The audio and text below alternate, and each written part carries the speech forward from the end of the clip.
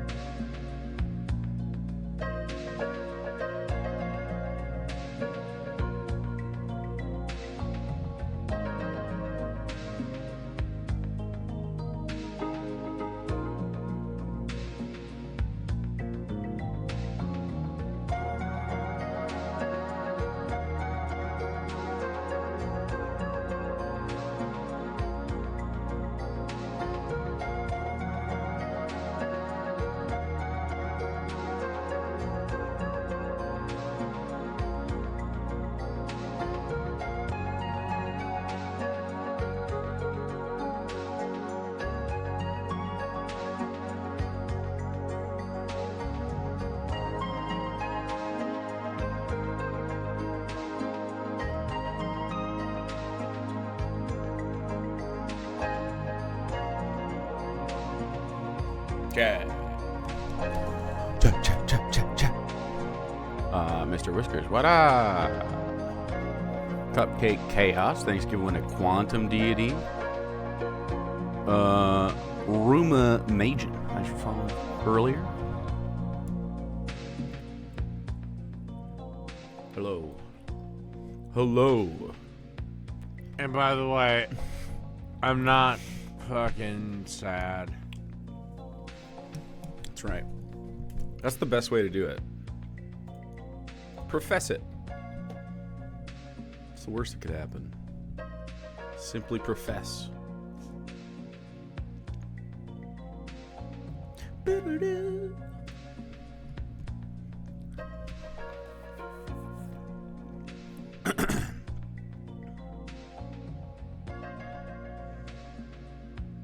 Says don't talk, get banned. Oh. Well, fully in context, the chat rules are if you're a bag of shit and disrupting chat, and I start talking to you and we have a disagreement, if I say, let's chat about it, because you're disrupting my chat, you have to come talk on stream or be banned. Yeah. Would a sad man make this? Oh. Fuck, dude. Do we have enough for Dingus out of this idiot? I mean, this is not it. One. So, like, 2 2-minute videos? Plus a, whatever he's got on his stupid other channel right now. St. Henry, 66 months! Thank you. Yeah. So you can have disagreements with me and not disrupt chat, you know what I mean, for instance. Andy streamed on the cooking channel? Oh, glory be. Well, we'll probably do that after Christmas unless you get it done tomorrow. We could do it for a Christmas miracle tomorrow. Unless you have something tonight, but I doubt it. Or we'll just do it after Christmas. Or it'll be on offer for Christmas, I'm sure. We got Gordo tonight, which I am on the edge of my seat for. I'm so on the edge of my seat. We've been fucking... It was so good, we almost watched the next episode on accident.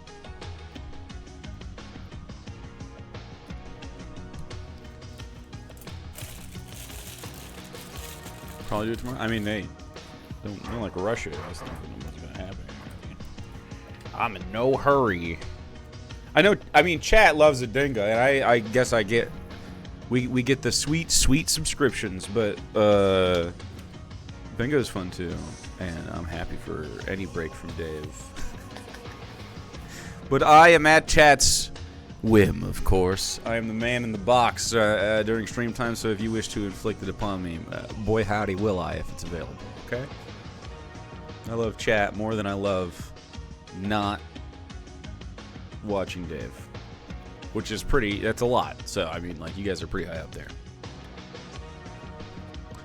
Jake, if someone told you atheism isn't a real thing, how would you respond? Well, I would go, why? That would be my next response. I'd love to talk to that person. What's that mean? I mean, I guess kind of in the sense that it's not...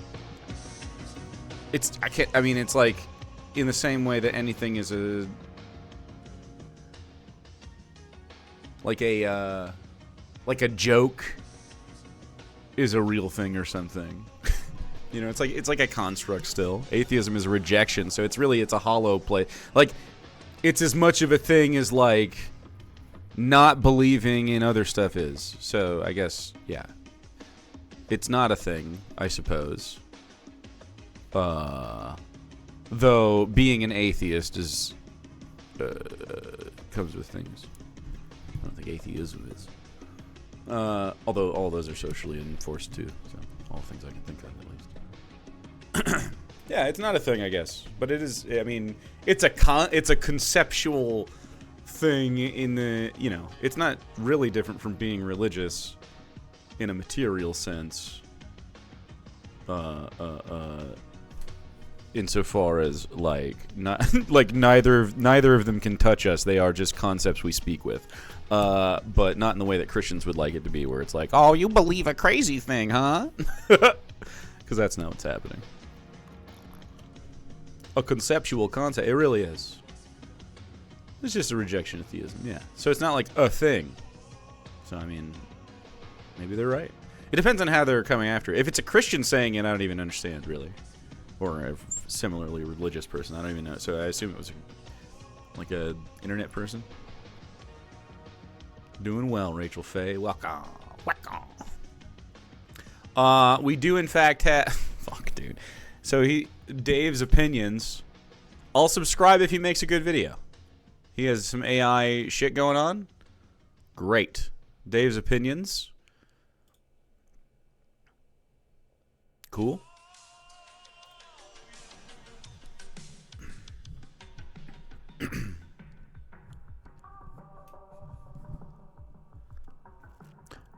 Good. You think Dave talking to me are some of the best conversations in internet history? Well, I appreciate that. I don't think they have the views to suggest such a thing, but... so I have Specimen of Christianity. I have a Punja's joint with the boomer that bombed the comedy show. So it's a nice digestible thing as well. We'll probably do either one of those. This is, I mean, maybe also a bingo thing? I don't know. Are we possible specimen hunting? It seems. We have Master Cheffington, which was super fun last night. And Dave's opinion has started up. I'm hoping we have to get him. What does it take to get the live stream ability? What does it take? We got to pump his numbers up so he can get the live stream ability, okay? And that ban evasion? What do you mean? This is a totally different guy. Oh, don't report him for that. That's weak shit. Don't report him for that. Let him have his fun. Report him if he violates fucking TOS again. In a more interesting way. You know?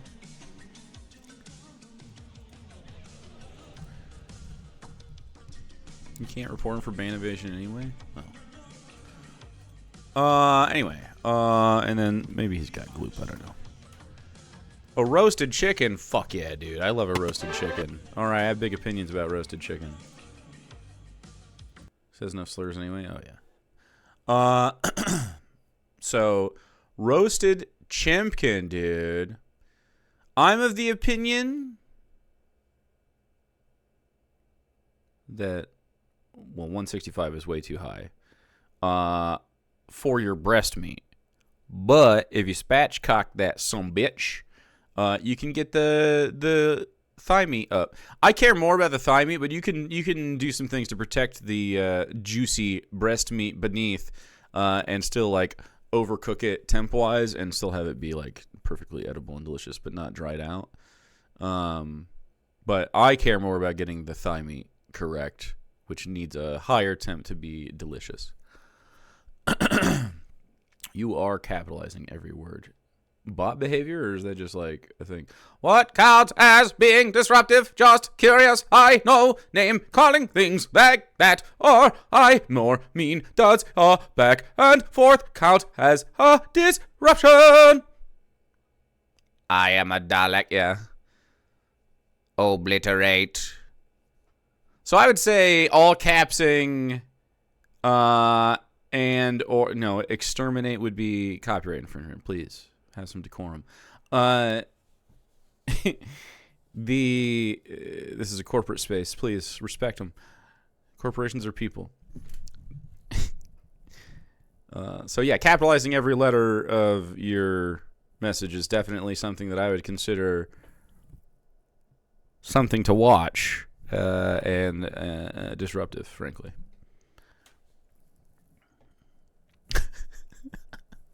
So let's.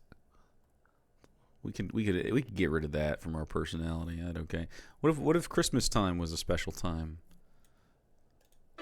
Dave putting the Christ back in Christmas, thankfully.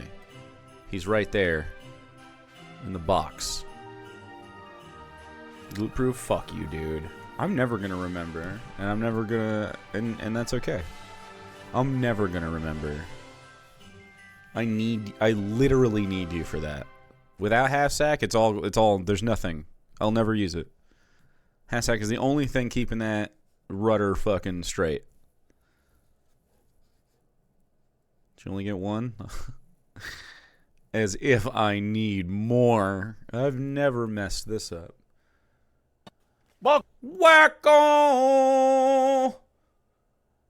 They come to whack on the rooster.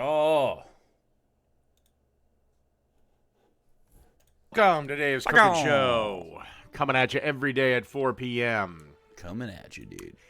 For the Christmas Spectacular of 2025. Yeah. All right, today we got a real simple, real easy way to make a quick Christmas dinner. Great. Very low energy, very low effort. And you can also use this for several other meals, like, for example, chicken salad sandwiches. Sweet. So, without any... I agree, you can make chicken salad sandwiches with chicken. It's true. I think a roasted chicken is great to have. I will... Have I not done a spatchcock chicken thing? I make them all the time. I thought I did. I thought I made a video where it's like, here, and then you make stock and all that. Did I not do that? Further ado, this is Maybe I filmed it and never fucking uploaded it. roasted That's so me. chicken. And first thing we got to do That's is so make, me, and dude. honestly, the only thing we have to do. I'm sorry. I've been quite literally balls deep in this book I'm writing, okay? When it comes out, you better fucking buy it. If you never give me another subscription, fine. Buy this book whenever it comes out, okay? Which will be fucking a while. So, I mean, like, you know, you don't have to sit on any subs in the meantime. It'll take some time. But it's fucking, I think it's good. I think it's good. Let me see something. Let me see something.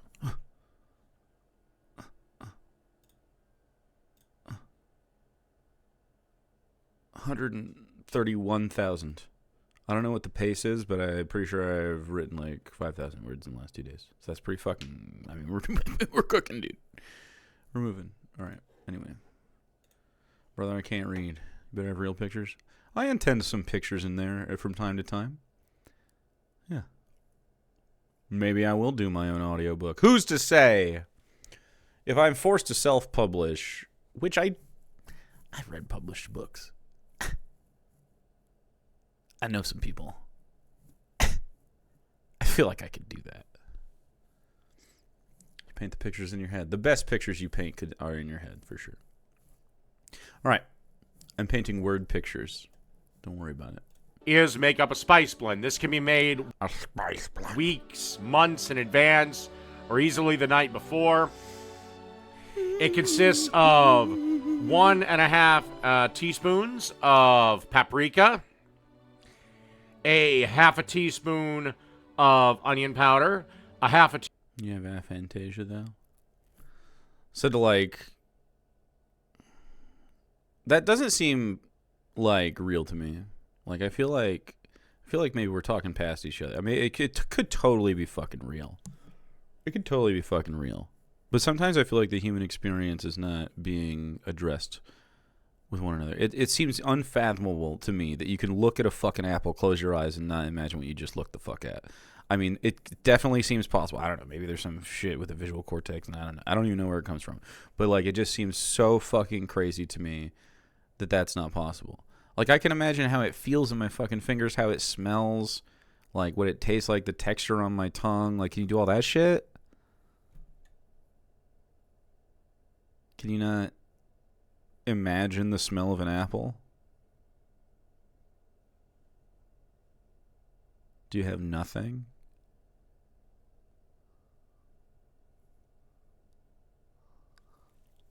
No after image. Not an after image, just not like a fucking... Like, you know, you see this stupid bowl. I can, like, fucking paint a finger painting in my mind of a bowl like this. I don't know what it would smell like, but I don't smell it. I know what it would smell like, but I don't smell. Well, it's not like I smell it for real, but it's like I can feel like my senses recalling, and my olfactory is definitely involved in the recall of, like, imagining the smell of an apple, even though it's not a real smell. Like, it definitely engages in a way.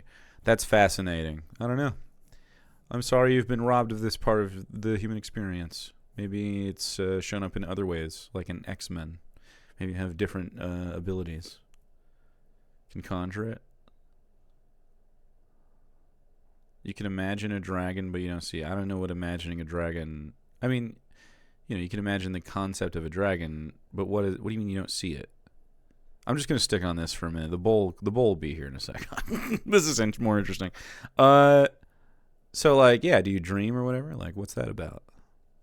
So, yeah, it's not like any one of these people that have it are dummies. So it's like, it just feels like a sensory thing that's not being given to them. Like, it doesn't feel like an imagination or lack of it, rather. I wish I didn't hear Imagine Dragons. Me too, dude. Fucking true.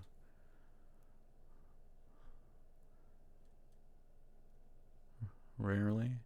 But, like, color flashes, like, can you imagine blue? Can you imagine red? Just the flash of color? Does it have to be formless? Can you not shape the red into a circle? Can you not shape the red to have a brown stem? Well, you know what I mean? Like, seems weird not to be able to even see a color. Can't see a color. Fascinating. Are you color blind, for instance? Are either of you color blind? Is that something?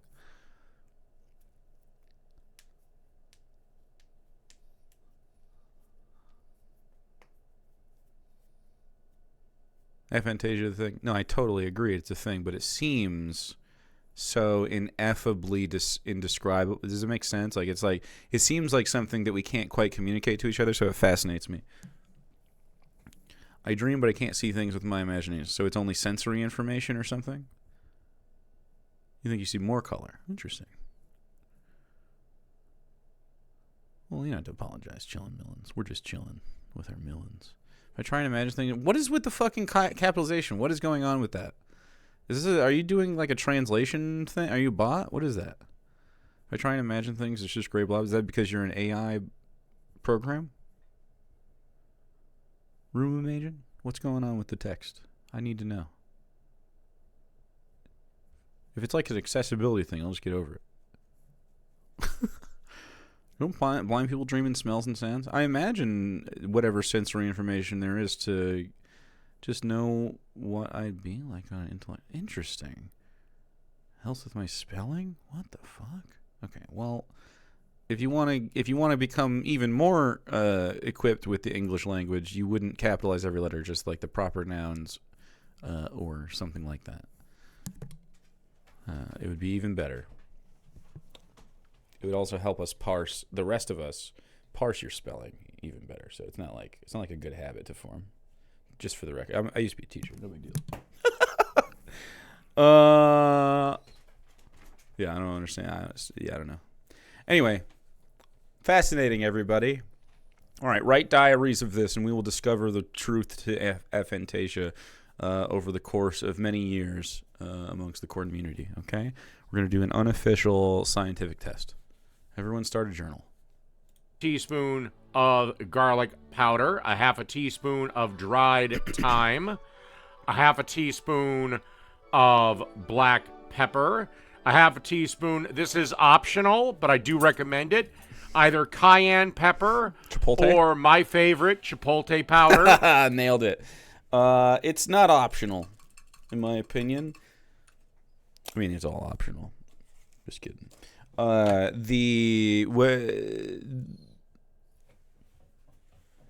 You become habit forming in this, like, oh, I see dads talking at the shiny screens, I should fucking interrupt him now. You're very cute. I'm very glad that no one cares about Dave's integrity or the video. You're so handsome, I don't care if I'm on stream, though. Oh, you're distracting. What a handsome... You got a booger.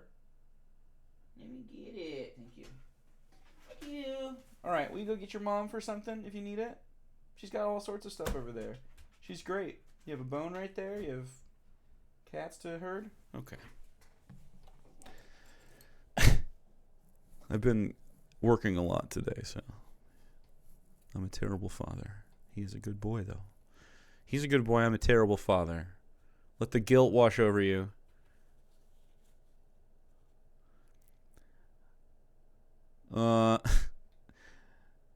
So anyway, you can do whatever rub you like on your chimkin. Really strongly suggest hitting it with salt inside and out. And then getting something under the skin, whether it's just salt, a brine, compound butter, something like that. And then I really do like dry, fat-based, like fat-sticking rubs on the outside. So like olive oil, you could do butter if you have the patience and the temperature for it, although it doesn't usually work out for me. You could do, whatever you got going on. You could also just stick it to the skin, see what happens. It's got natural fat in it. You like chicken? Do you like chicken? If you didn't come in here to talk about chicken, then, I don't even know what we're talking about. You can't even talk. You don't even have a job, dude. Grab a hot microphone or an editing desk, just like your parents. Pick one. You're going to be in our industry, son. Vicariously through you. He's the talent. Hey, buddy. Do you want to... Okay. Just come up here and get some love. Get some loving. Oh, I'm sorry. Is it too... Oh, you got a little itchy in your ear? Let me get it. Yeah, there it is. Okay. Okay. I'm sorry. I'm sorry. How do you think I afford kibble? Huh? How do you think I afford any of the bone right there? Pepper? He's got a big pepper he likes to shake around. It's like a stuffed pepper. How do you think? That's right. What happened to these guys? Been hanging out. So you gotta... Yeah, there you go. Good boy. What is Mom doing? But perhaps... I like the things taste better since getting my CPAP. You know, that's an underrated side effect of not having your hard palate slap around all fucking night, every night. You start to get your olfactory back a little bit better. Big time. That's true. If you snore, big recommend, whether you need to just get it off fucking eBay or something or from a relative, or if you have insurance for some reason in America or a better country, you get yourself a CPAP. It's great. It's the best. I think pretty much all humans need them. I don't think we're built to live for so long. We're just not very good. We're primates. Not really a great way to sleep. You ever tried to sleep in, chat? What's the best way to sleep? Still not a 10 out of 10. You've never had a 10 out of 10 sleep in your life. We never have. None of us have. Closest we've gotten is 9s. There is no 10 out of 10 sleep because there is no perfectly airy, with no chafe, gravityless chamber for us to swaddle ourselves inside with the perfect amounts of snuggling and I hope you have a fantastic day. The perfect amounts of like, side air and like breathe. Like, it's never possible. It'll never be perfect. It sucks. Alabaster Jones, 13 months, dude. Thank you. I got a CPAP before leaving active duty. Best decision I made. Oh, it's so good, dude. There's an implant now for that? Well, I mean, if you want an implant in your fucking trachea or whatever, and you want to rely on that to work forever, I don't trust it at all. Go for it. I'm going to go with something outside my body that I can replace and repair myself. The implant is advertised all over TikTok, which makes me go, No. Like, if your problem is like a deviated septum or you got like a big epiglottis or something cool, my jaw fucking slapped. I snored as like literally a baby. My first year of existence was projectile vomiting and snoring like a fucking machine, like gross shit. I was an awful baby. I'm sure. Cute as a button though. But I made walrus sounds. I really was projectile vomiting a lot. So they tell me. I don't recall. I still don't like puking, though. And I do puke hard, so I bet that was why. I literally, as an adult, have gotten... Since I don't puke as much. But when you're a kid, I feel like you puke kind of a lot. And, dude, I used to remember my fucking eyes hurting and shit. Just from... You were an ugly baby? Oh, dude, that's fucking tragic. Most people are not just ugly in general, I think. It takes a lot to be ugly, but there are ugly babies. Nothing you can do about it. You come out all wrinkly and gross. Stinky. It's whatever. Some babies are cute, though. I was real cute. I was chapped, though. I had dry skin. And pukey. I wasn't cute to be around for long periods of time. I was cute to see as I passed by in between medical issues, I guess. All right, let's see if he can make a chicken. I'm actually going to get through this. I promise. If you can't find chipotle powder for whatever reason, cayenne pepper is a perfect substitute. And then a half a teaspoon of salt finally. And then you just want to give this a... I agree with the salt. A mix. And like I said, this can be done a week beforehand.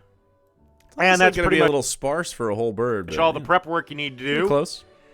All right, let's preheat the oven to You could 325. do it inside and out. I think I put it on. And let's get ready to start roasting our chicken. Okay. Okie dokie. As you can see here, Didn't really get that at all. I can see he didn't like bother to do anything. We with got it. Is our it still chicken tied together or something. What's we going on? patted it dry. Is it frozen? And now we're adding that seasoning mix. And you want to be generous, pat it in, cover the chicken as much as you possibly can. And like I said, make sure you pat your chicken dry. Otherwise, this process and then set it in the fridge overnight, gets to be a pain. or at least a couple hours. You're done? This is what we're looking for in terms. It's really not. That's not. No, this is not seasoned. It's not seasoned under the skin either. So if you only get this, it's like, not going to be enough. But at least it would be something. It would dry out over time. The salt in this needs to pull water up. He didn't mount this with any sort of like fat, like an oil. So before you do this stage, here's how I cook a chicken. All right, you can make your rub, but you're not using it until later, okay? He rubbed. Okie dokie. Just imagine. Actually, let's go back to that. And let's get ready to start roasting our chicken. Okay. Do you have a pair of kitchen shears? Maybe they came with your knife block or whatever, and you've never used them, or you use them all the time because you're awesome. Cozy peeps, hell yeah! I hope the new place is cozy. Take some kitchen shears and cut from either side of its tail all the way up to the back to either side of its neck. It's just cut its spine out. This sounds gross, I guess, but you're eating meat, so I mean, get over it. Or I guess you should make peace with it's an animal if you're trying to do stuff. Anyway, cut both sides out. Save the spine for and the skin on it for stock, and throw that in a pot nearby, and then splay this fucker out with its legs to its side and its wings up here. It should be all like hammer time on the outside. And then what you want to do is just salt. You can do pepper too if you want, but salt. The back, the front. I would also pull out, like, sometimes they have like gut scraps and like innards and stuff. And also like extra skin around the sides of the neck. You can also cut the tips of the wings off if you don't like to eat them, though I do. Well, I don't like to eat them. I like the crispy, like, little bang thing. And then throw that all in your scrap pot and salt this whole thing on both sides. Skin, back, like the meat inside once you've opened it up and its ribs are out and you've all inside, and then under the breasts if you can, and like under the skin anywhere that you can would be good. Also, people of course brine them in this case because it's easier to just get a salinated solution to penetrate all the nooks and crannies of a bird, which is something you totally do. That takes a night. I prefer the texture of a dry brine chicken. So if you're going to regular brine it, I would go the further step. I would brine it one day, dry it the next, and then apply my dry rub, and then cook it. Compound butter and sticking under the skin is what I would also do after. You can do that if you. I guess it depends on if you're seasoning underneath the skin. So if you're not seasoning underneath the skin, you must put a compound butter in it the night before as well. So we're taking this whole thing and shoving it in the fridge and just leave it a night before. Just do it the day before. It doesn't matter when. It can be over 24 hours. It can be like 36 hours or whatever. It doesn't matter. It can go up to 48, frankly. It'll be fine. Any more than that, it'll start to actually like just be too dry. But yeah, I mean, then do your rubby. Put this fucker on like 350, 400, somewhere in there, depending on your oven and shit. And cook this baby until these thighs, I mean, frankly, you can get these up to like fucking 180 and they're tasty as fuck. They fall apart. But sometimes that's too much for your breast. So it depends on how thick everything is and how big the bird is. You can also cover it with things or just not care. Oh! Because I prioritize this. I want the oyster to like pop right out, which is the little part in its fucking hip socket, which is delish. Okie dokie. As you can see here, we got our chicken. You could smoke we it patted too. it dry. Anyway, we gotta go forward. Otherwise, the bridge. This is what you're looking for. And then we're going to pop this chicken into, again, that preheated oven, and we're going to roast it until the breast. It's got huge fucking limbs, though, so this is a big-ass chimkin. This is going to take a minute, hour and a half, 2 hours, depending on his situation. If he pulls it at 165, like this is going to be undercooked, and this is going to be overcooked. But he spatchcocks it and aims this. Even if you just only want to do 165, if you just aim for this to be 165, carryover cooking will get it up a little bit higher. Like if you pull it at 165, it's too late. If you want your breast, if you prefer breast meat, because it's kind of impossible to exactly get a chicken perfectly cooked for both the breast and the thighs, though you can get close. And frankly, I think an overcooked breast meat is better than an undercooked thigh meat, unless you really fucking overcook it and then it comes dry, which is bad. So, I mean, prioritize what you want, but I would stop at 150 and pull this out. It'll be nice and juicy. J. Kenji Lopez Alt, who we watch a lot, has like a 140 temperature that he likes to pull it at, and he thinks he likes the texture better, but I mean, like, I don't. I disagree with him, but you can have it that way if you'd like. But it's safe to eat. It just has to carry at that temperature for like a minute to stay safe. Same thing with the other stuff. 165 is just a temperature that they put in like fast food kitchens so that children don't kill people at the fast food restaurant. Is 165 internally. Smoke check, dude. By the way, I would recommend cooking. Shout out to Baby who delivered this to me because I forgot I left it on the countertop earlier, but I was yapping. Thank you. This breast side down for a decent chunk of it because, again, the dark meat fat will seep into the breast to keep it nice, moist, and tender. The dark meat fat will seep into the breast? Like maybe a little right here, I guess. That's not really. It's just going to render in itself and be pretty localized until there's like a passageway and like really like right there. There is often a decent amount of like water and like other body juices that collect sort of here when you cut open. The wings are the best part. You need to keep these flapped out by the way. You will if you spatchcock it, but I stretch them out. I put my chimkins on a rack and like put them in like a torture rack situation. It's already dead, and spread the wings out so that they get crispy on all sides. Because chicken wings are the best, dude. It's called cloaca rube. Oof. Oof. Let's see at the finished product.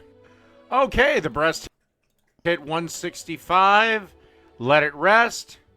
And now it's time to enjoy it. I would love if this was in fucking focus, but it it looks a little pallid. It looks a little tough, frankly. I'd love to see him cut into it. Is foil a good option for chicken? So foil is most often used on the breasts of like turkeys, but a thick chicken, yes. A small chicken, I wouldn't bother. Like a big boy chicken, even this might be big enough. I don't know. It could just be the scale of it, but it looks like its legs are fucking huge, so. Looks better than most of his food. True. I bet this is edible. I mean, you could eat a fucking roasted chicken at 165. It's just not gonna be that tasty because he didn't do any of the things that make it that way. You're gonna bite through the skin, which will probably be seasoned enough. I mean, the rub seemed fine, although it was of course basic pantry shit. You can kick it up a notch if you have some nice stuff around. I also suggest you could do a little sugar if you want, just a touch. It'll give it some balance, especially if you put any heat or citrus into it or like acid. Which you ought to, especially in your compound butter. Lemon pepper compound butter. Just saying. Think about it. Put that under the skin. That's just... Do we know what a compound butter is? It's just smush some room temperature butter with stuff that you like. That's a compound butter. And then put it under the skin of a chicken. You can just cut a slit right here and shove it under before you cook it. You can just push it up underneath from here. And if you want to get real finicky, you can make sure it's all over the back and everything. Make a bunch of it. Tasty herbs. Yeah, herbs. I love to do citrus peel. You could add little splashes of, just a tiny amount of liquid, like a citrus juice, like a lime juice.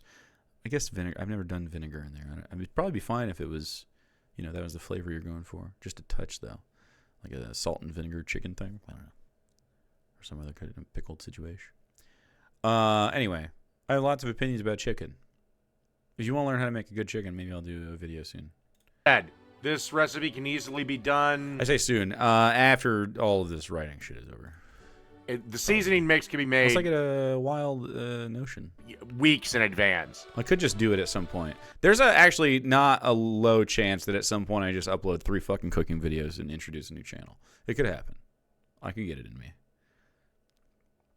Don't use the acid in the brine. Oh, don't you? Well, you can use like, I wouldn't use too much acid in the brine, but you could throw like a half-cut lemon in like a turkey brine or something, like a bucket. Acid is more of a finishing thing usually, which is why I tend to use the peel. But you could throw like, I wouldn't even juice it. You could throw it in the bucket. It would help a little bit.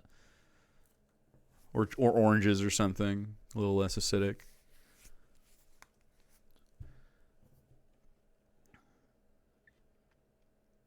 Oh, it was definitely the pineapple that made it fall apart, though. The pineapple juice will fucking tear anything apart. So do not. If you've brined with pineapple, don't do it overnight. Just do it for like. It wouldn't be a brine, it'd be a marinade, like a fucking couple hours. It'll start just chewing through whatever protein you have. It'll be delicious though if you get it sort of velveted. So outside of that, roasted chicken. Done.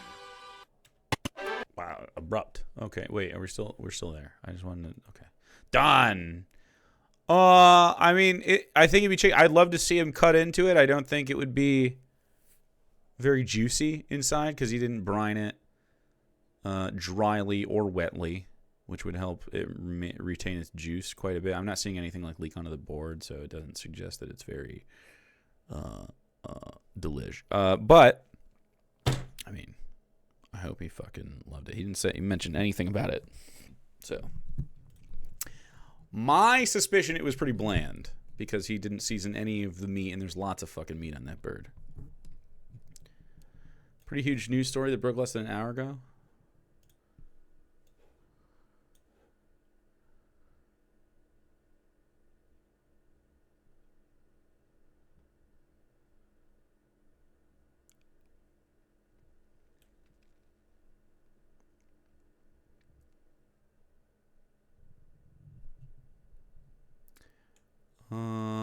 About trans stuff.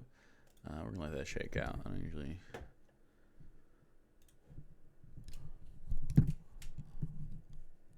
We'll talk about it if it becomes more material. What? Camera freeze? I don't know. All good. Good on my end. Chat, subscribe immediately. We've got bingo if you want it. And apparently, maybe even tomorrow, we could have our next dingo. As this guy and his head band-aid have reappeared. He should just show us the wound. Be a man. Show us your wound. Bear your scars to the world. Man, I wish Susan was back. Like the YouTube person? Didn't he hate Susan? But then he got banned again. Again. Anyway.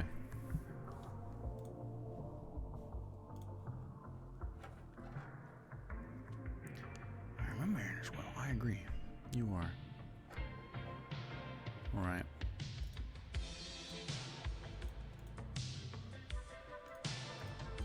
All right, it's a new specimen.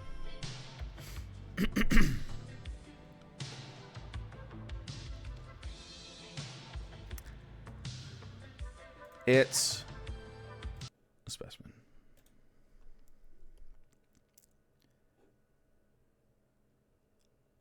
I don't know if this guy is a Christian or not, but he thinks that young men need masculinity in their lives. So I'm suspecting that... I hope you will have a fantastic day. Thank you, Eek the Cat, for priming. I'm suspecting that Goku guidance here is not necessarily among the incel's finest thinkers. So I guess we'll find out. This was given to me by someone in chat, probably Poonages. You would like some masculinity? All right, everyone gets a little bit of masculinity. You can have it. It's all yours. You need it in your lives. Alright guys, welcome back to another video. I appreciate the captions and maybe the lo-fi. Once again, my name is Juan, and this is Goku Guidance. Power up! We need the, what's that one guy? Jacob Wojcicki or something. What the fuck is that guy from fucking Dropout? What's he called? Wojcicki? He's funny. Who is that? It's Goku Power. I need to find it now. Goku Power, Wysaki maybe? Wysaki? Is that what it was? Yeah. Yeah. Jake, Sam says propose a visual effect to go here. I think I'm gonna do one for me. Maybe make a dream of mine come true. Let's do it. Here's the order of operations that will happen, and then I'll act it out. Cool. I'd like to get hit with an energy beam. Okay. And I want to go Super Saiyan, and I want the hair and Oh. pretty sick. And then maybe I shoot a beam. Oh, if yeah. that's okay. Hit him with a spirit bomb, baby. Yeah. Awesome. Cool, I'm in. Cool. Here, should we get out of his shot for this? Yeah, this is all you, baby. Cool. Let it rain. So the beam comes.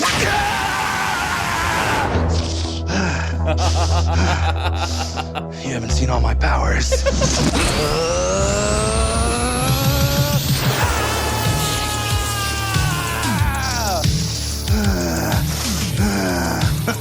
Is that all you got? Hell yeah! Fuck yeah! Oh, is there a sword at the end? Yeah, it was a sword at the end, like Trunks the sword. Jake. Yeah, I agree. That's so dope. I totally agree. Yeah, that rules. That rules. That guy's dope. Come hang out someday. Everyone on Dropout ever. Anyway, this guy does not serve those vibes. So I wish it was that. I wish it was a cool guy powering up, but instead it's this. It's fine.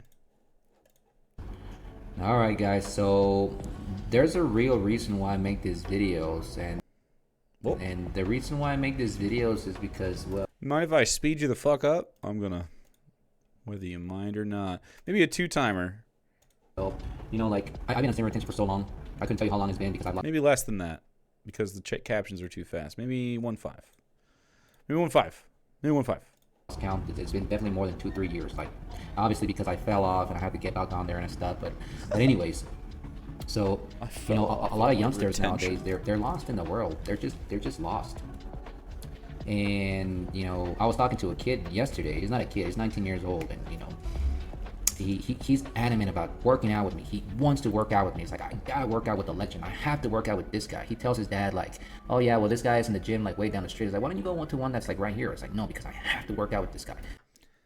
Something about the way you're describing this seems to be designed to increase your own status. Isn't that weird how you framed that? You're a legend. This guy's a legend in the weightlifting community. He must be. Jacked out of his mind, obviously. I appreciate this Revolucion de Mexico, though. And, you know, his dad doesn't Up understand. here. And his dad doesn't understand. He doesn't understand. It's like, why the hell do you want to talk to this guy so bad? Texas is stolen land, bro. I mean, so is the Spanish. Whatever. Why do you want to talk to this guy so bad?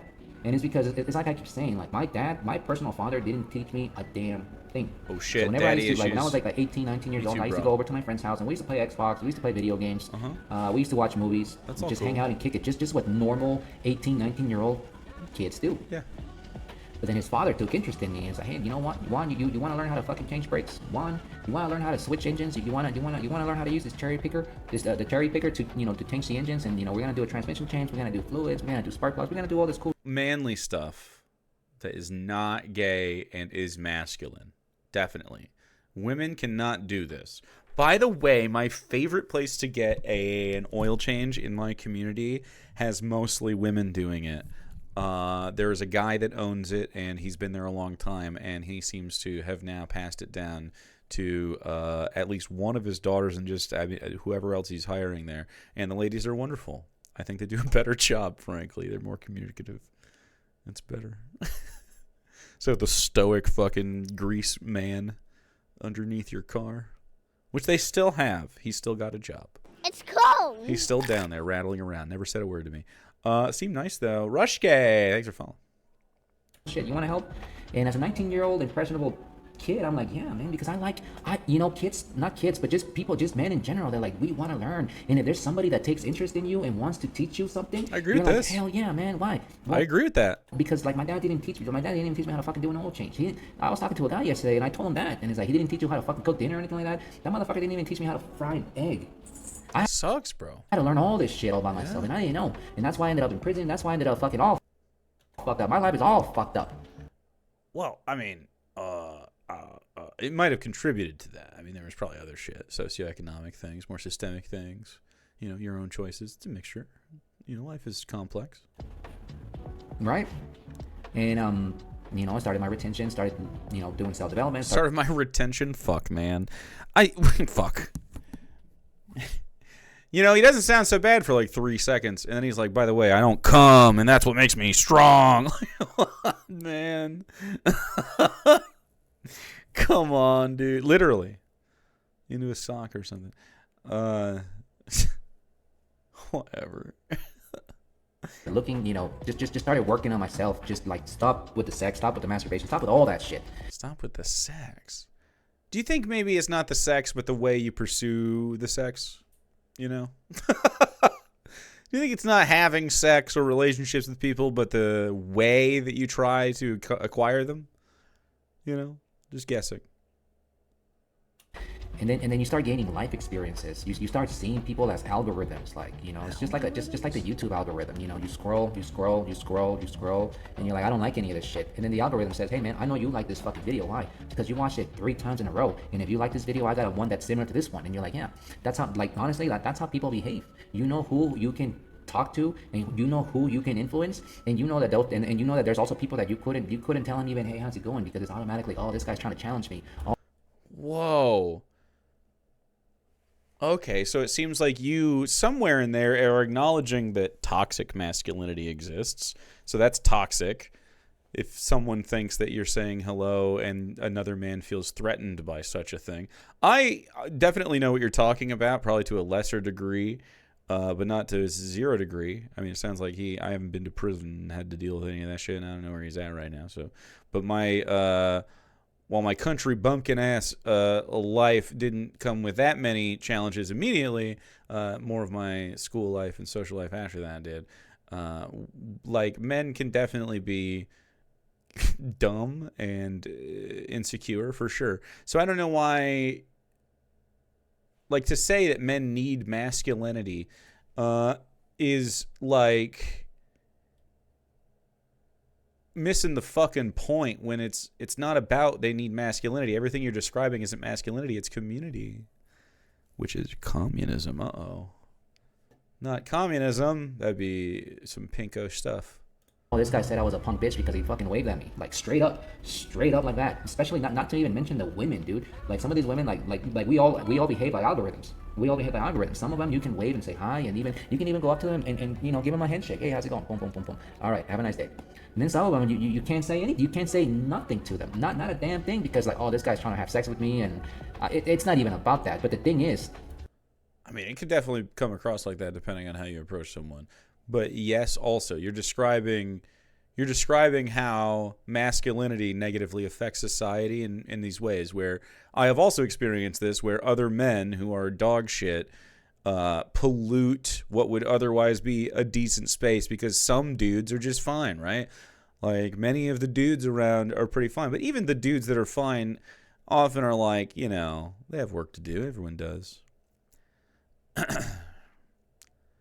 Yeah, I don't know. I don't know why his orgasms would have anything to do with it, frankly. I agree. Dramaro. I don't know. I don't know what the fuck coming would have to do with this. My whole point is that this person, like, and I even fucking told him, I'm like, you're not here to work out with me, bro. Like, I know what you're here for. He's like, well, what? Like, he's all like surprised, like, well, what? Like, you're here for, because you're here for the mental aspect of the working out part. Like, you're here for your questions to be answered. He's telling me about his woman problems. Like, he's like, his woman's. Oh, the mental aspect. So you missed it as well, man. It wasn't about the mental aspect. I mean, unless that's how you want to frame it. It was about the two of you forging a connection and being friends. It was just friendship. And maybe mentorship. It sounds like a younger guy and you're an older guy. I mean, not that old, 30s, 40s. Maybe 30s. Like, so they don't need masculinity. Young men need masculinity in their lives. What they need is community in their lives. Positive, reciprocated community. Whatever masculinity or, that's just socialization. You're just saying that they need to be socialized, I guess.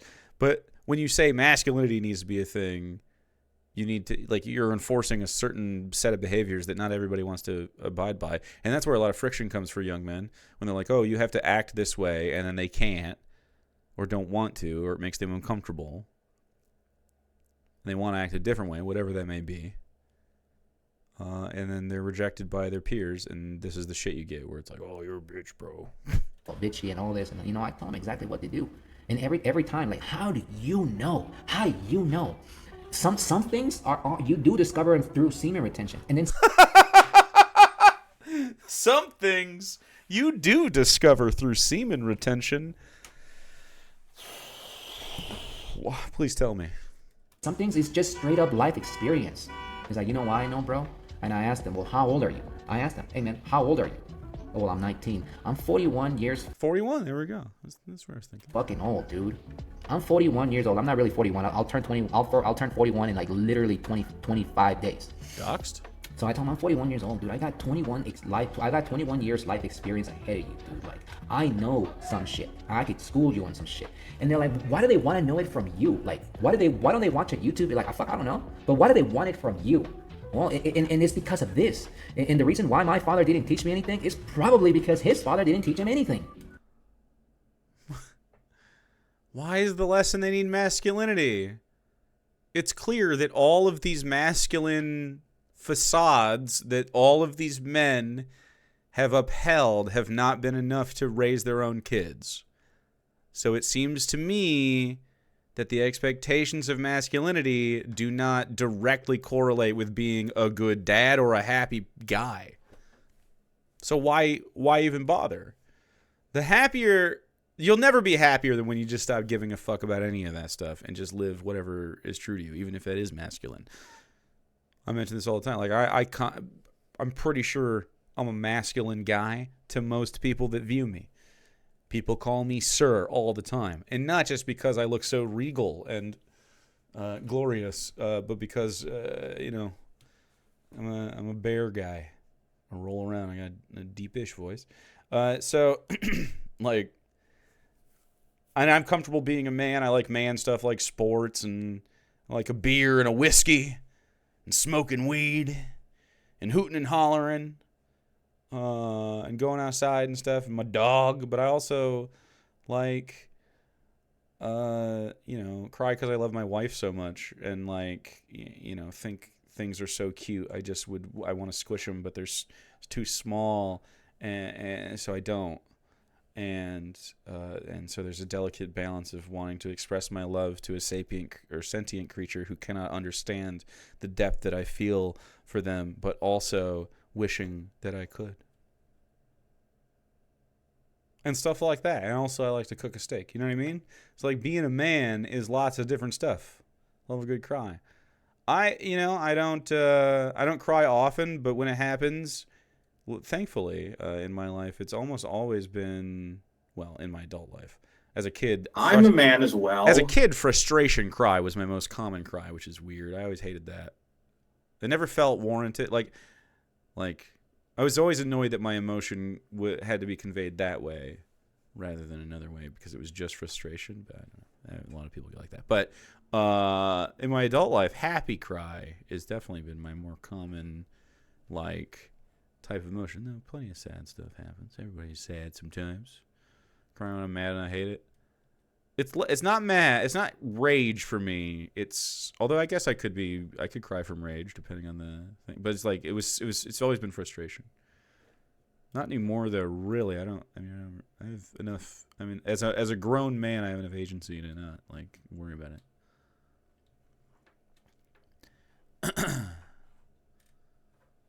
Happy crying has gone way up since getting on estrogen. Well, whatever it takes for you.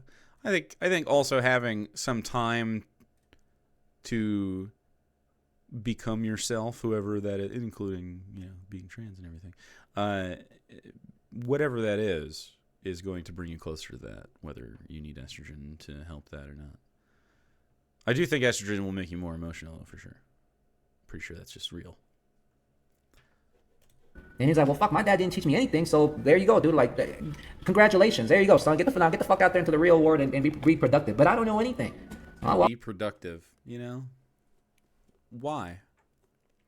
Be productive. Why? That's how my fucking father fucking raised me. And, it's not to say that his dad doesn't know these things. That could be a possibility. You've only cried at funerals? You should expand your cry portfolio. More things deserve a cry than that, for sure. Though I don't wish for you turmoil, of course. Just closeness to your emotions. Everyone should try shrooms. You could cry without even feeling like you're burdened by the cry. It's good. Could be one possibility that the reason why the kid wants answers from me and he doesn't ask his dad is because his dad probably doesn't know. He probably doesn't know because he hasn't had the same life experience. He's not on semen retention. He's not on semen retention. I need to understand what wisdom you get from not coming. Because I feel pretty wise. I feel pretty wizened. And my balls are bone dry. No, I'm just kidding.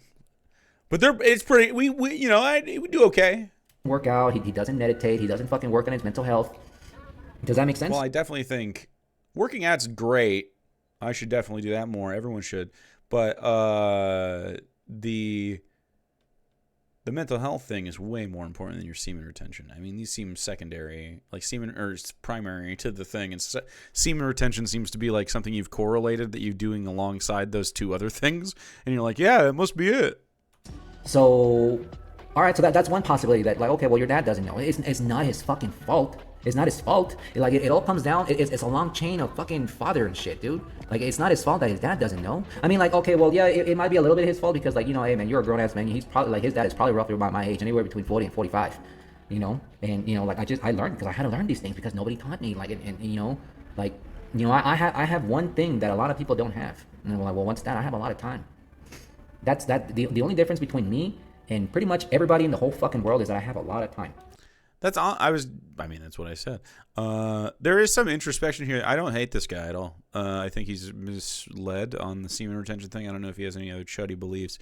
I agree. Time is absolutely a thing that people don't have enough of that will improve their just life in general. Not only because it's not spent toiling or working for productivity's sake, on something that you have no passion for, or performing some other task. It is actually time spent in boredom or creation is so much more valuable than any of the other kinds of free time. I think that that you could spend that isn't quality time with people or yourself. You know what I mean? Boredom and creation, good shit. In fact, those will lead to the two things. You can, if you want to pursue some meditation, go for it. I've never been able to. Too much ADHD.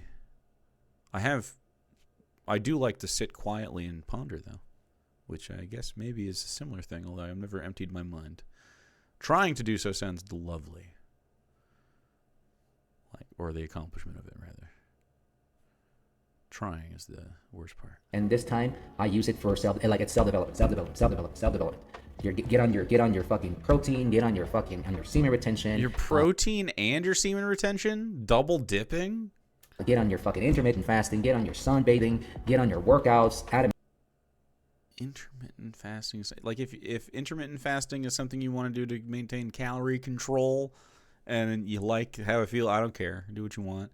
Workouts are good for you. Using your body is good. Sunbathing can feel nice. You should get some sun. We need it. See, it seems like you're a CrossFit guy. Whatever you're into, it's a little more dangerous for your body, but whatever. I don't care. Pursue something that brings you joy, as long as you don't become like a dork about it. I mean, this is a little dorky though. Well, actually, become a dork about it. Don't become an asshole about it.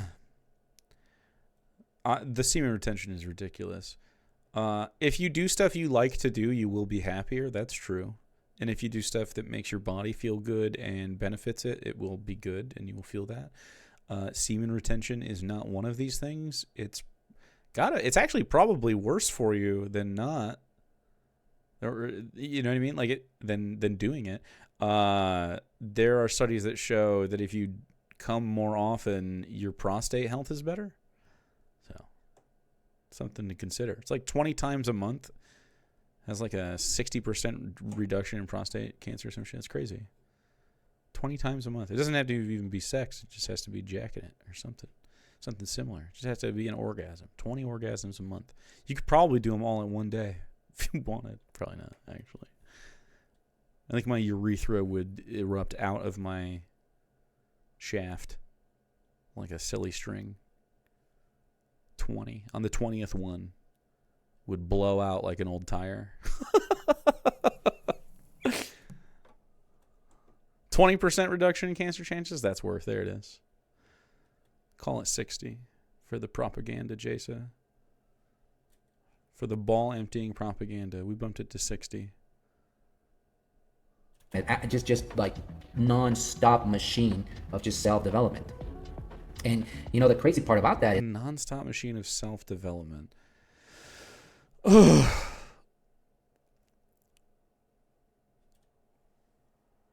Look, having free time, spending it however you want is going to make you feel good. I wouldn't couch it in constant self-development. Like every human body has its limits. You're going to just die someday and get sick. It's whatever. So just pursue your happiness in whatever way. If that's a bunch of working out, go for it. I don't care. When you have all this time, you can analyze everything. You can break down stuff to the minute detail. And I don't know if he's doing understand that, why. And I also have a lot of conversations with pretty much everybody that I meet. Understand why people are like that. I also read a lot too. Like I listen to a lot of podcasts. I listen to a lot of podcasts. He reads a lot? Okay. I just don't know how a guy that reads so much is spelling shit so wrong. I mean, I wasn't going to hold it against him. He sounds like, I went to prison. My dad wasn't very good. I don't know. It doesn't sound like it's going to be his fault entirely, right? It seems like a systemic failure. So I'm going to give him a hard time. But, I mean, I think maybe we're overblowing our self-improvement arc so far. Psychology. I mean, I'm not that fucking stupid myself. Like, I was just listening to the audiobook, The 48 Laws of Power. I'm like, fuck, dude, I didn't know about the 48 Laws of Power, but I'm like, dude, I practice half of this shit already. Is that like a self-help book? Yes! Socialism works! SMG Hottie, give one to Rachel Faye. Thank you. Robert Greene, a best-selling self-help book. Best-selling self-help book that distills 3,000 years of history into 48 laws for gaining and maintaining power from historical figures and philosophers like Machiavelli and Sun Tzu. God, alpha male bullshit. Has it been around forever? To get power. If you want to know how to get power, you have to accrue wealth without concern for the well-being of those in the pursuit of it. That may be affected by the pursuit of it. And then you need to wield it. That's pretty much what you got to do. And I didn't know about it. I was like, well, how? I was like, well, like I stay in my maximum frame. I don't say a whole lot. I stay in my maximum frame. Just totally lost. Not like there was part of the plot that he's seriously latching onto, but much like this sentence, I feel like his literacy for the world is just like sort of lacking in its wholeness. Like there might be a guy in here someday that is more well informed. He's a Deep Sigma grind set shit. Dude. You know, like maybe I should talk to this guy. Maybe he could be nice. He doesn't seem like, at least right now, he doesn't seem like that much of a freak. He's just on this Sigma shit, so maybe he is. Actually dominate through respect. Dominate through respect. Well, see, that kind of shit's ridiculous. Well, what do you mean? Like, yeah, dude, like, every time I go anywhere, like, I'm always smiling. Hey, bro, how you doing? Hey. So it's an act? Yeah, all right, cool. How's it going? Boom, boom. Like, literally everywhere I go, I'm always smiling. Everywhere I fucking go. Okay, but I'm like that but because I'm having a good time. That's just my natural disposition. I don't think you should put an act on this sociopathy. Yeah, I don't know. This seems a little bit sociopathic for sure. Like you're trying to abide by a certain set of rules to socialize with because you can't just do it in a natural way, which is something I think that we talk ourselves. Like I think everyone can socialize in a natural way for the most part. They just don't.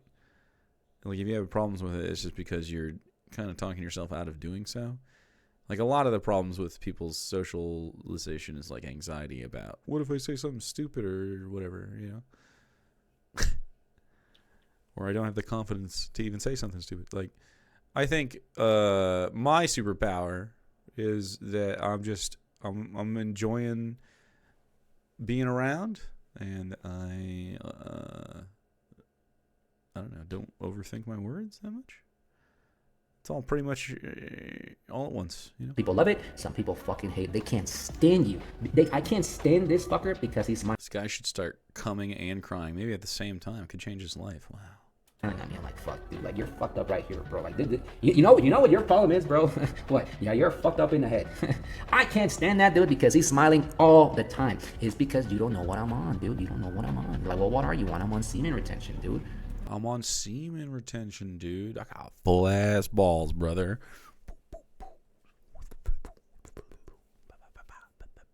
That was my secret handshake with my invisible friend. We semen retend together. My testosterone level, like I've never checked my blood or anything like that. Oh, that's not me. That's him. All right, guys. Like I was saying, like I've never tested. Oh shit! A new fucking angle. Let's go. There's kids in this house. I like that you don't clean it though. Frankly, like. I mean, there's times that you can clean it after they're out of this phase, you know? Don't worry about it. They're going to go draw and shit. I like that. My testosterone levels, like ever, I've never ever tested them, but I know it's high. And so, like I was saying about the person's father, like he may not know these things. He may not know these things. So the possibility that he may not know these things is there's it's always there. And second of all, like he must not have time. He must not have time for people because he's always working and capitalism. Bad. Capitalism is bad. Every single aspect of this conversation has pretty much revolved around masculinity being bad and capitalism robbing men of the opportunity to be better. That's another possibility. And is it okay as long as you retain the semen in a jar? It's less okay than keeping it in your balls, in my opinion. Right next to your piss. And the third most fucked up possibility is that, like, I just don't care about your issues, son. You're a grown-ass fucking man, and, like, suck it up and figure it out. That's definitely a thing. You know, like, he's not wrong for thinking that or saying something like that because, I mean, it is his son, but, like, if that was my kid, if that was my kid, I would fill this kid with as much knowledge, as much information as I can possibly cram into him so he doesn't have to go through all this shit. So that you'd be like, hey, son, don't come?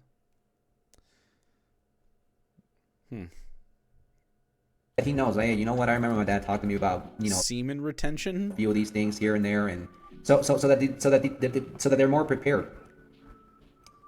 And that's just my fault. That's what I told this kid. Like, you're not here to work out, bro. You're here because you want answers because the masculine male figure or the masculine role model in your house is just not as masculine as you want them to. Not as masculine. I don't know. Depending on who you ask, being aloof and uninvolved might be more masculine than being a doting father. You know what I mean? So, I don't think this is a masculinity issue. I think it's a issue of his lack of attentiveness, which could stem from some of his interactions with masculinity, but it's probably a much larger issue. And then that's another factor. That's another factor. It's like, you know, like as much as you love your old man or your dad, or if you love him or hate him, like he's just not masculine enough for you. And then I was Dude, I got a lot of bones to pick with my dead dad, but masculinity isn't one of them. He was exactly as masculine as he could have been. I don't know. He wasn't. He certainly wasn't not masculine enough by any man's standard in his truck and his hunting and his fishing and his republicanism and his guns, but and his stupid decision making. I also don't think I don't think he was the most masculine guy ever. He had a mustache for a period of time. That's pretty mask, I guess. I was telling this one guy, it's like, you know why these fucking kids, they're not kids, okay? They're like young men. They're like 18, 19. 18, 19, that's still a kid in my opinion. It's an older kid. Like, you can call them young men. You can start to, you should give them more respect just because, I think all children deserve respect anyway. But blooming into their adulthood and having, starting to go through the same shit we are. I think the thing that we should keep in mind is that these kids, 18, 19, 25, are really just learning how to be adults still for quite some time. And since you're talking about it right now, you're still learning how to be an adult. Even in your 40s, I still am in my 30s for sure. So we all are. It's not, being an adult is just being a kid with responsibility, frankly, and a worse body. 25. I just call him that just because I'm an older guy. But, and I was telling to this other guy, like, you know why these fucking kids come up to me and shit? Is the same fucking reason why they always put a buff dude in any video game. And any real video game. None of this, like, new age fucking whatever games are coming out with, like, little fucking gay stuff or whatever. With little gay stuff.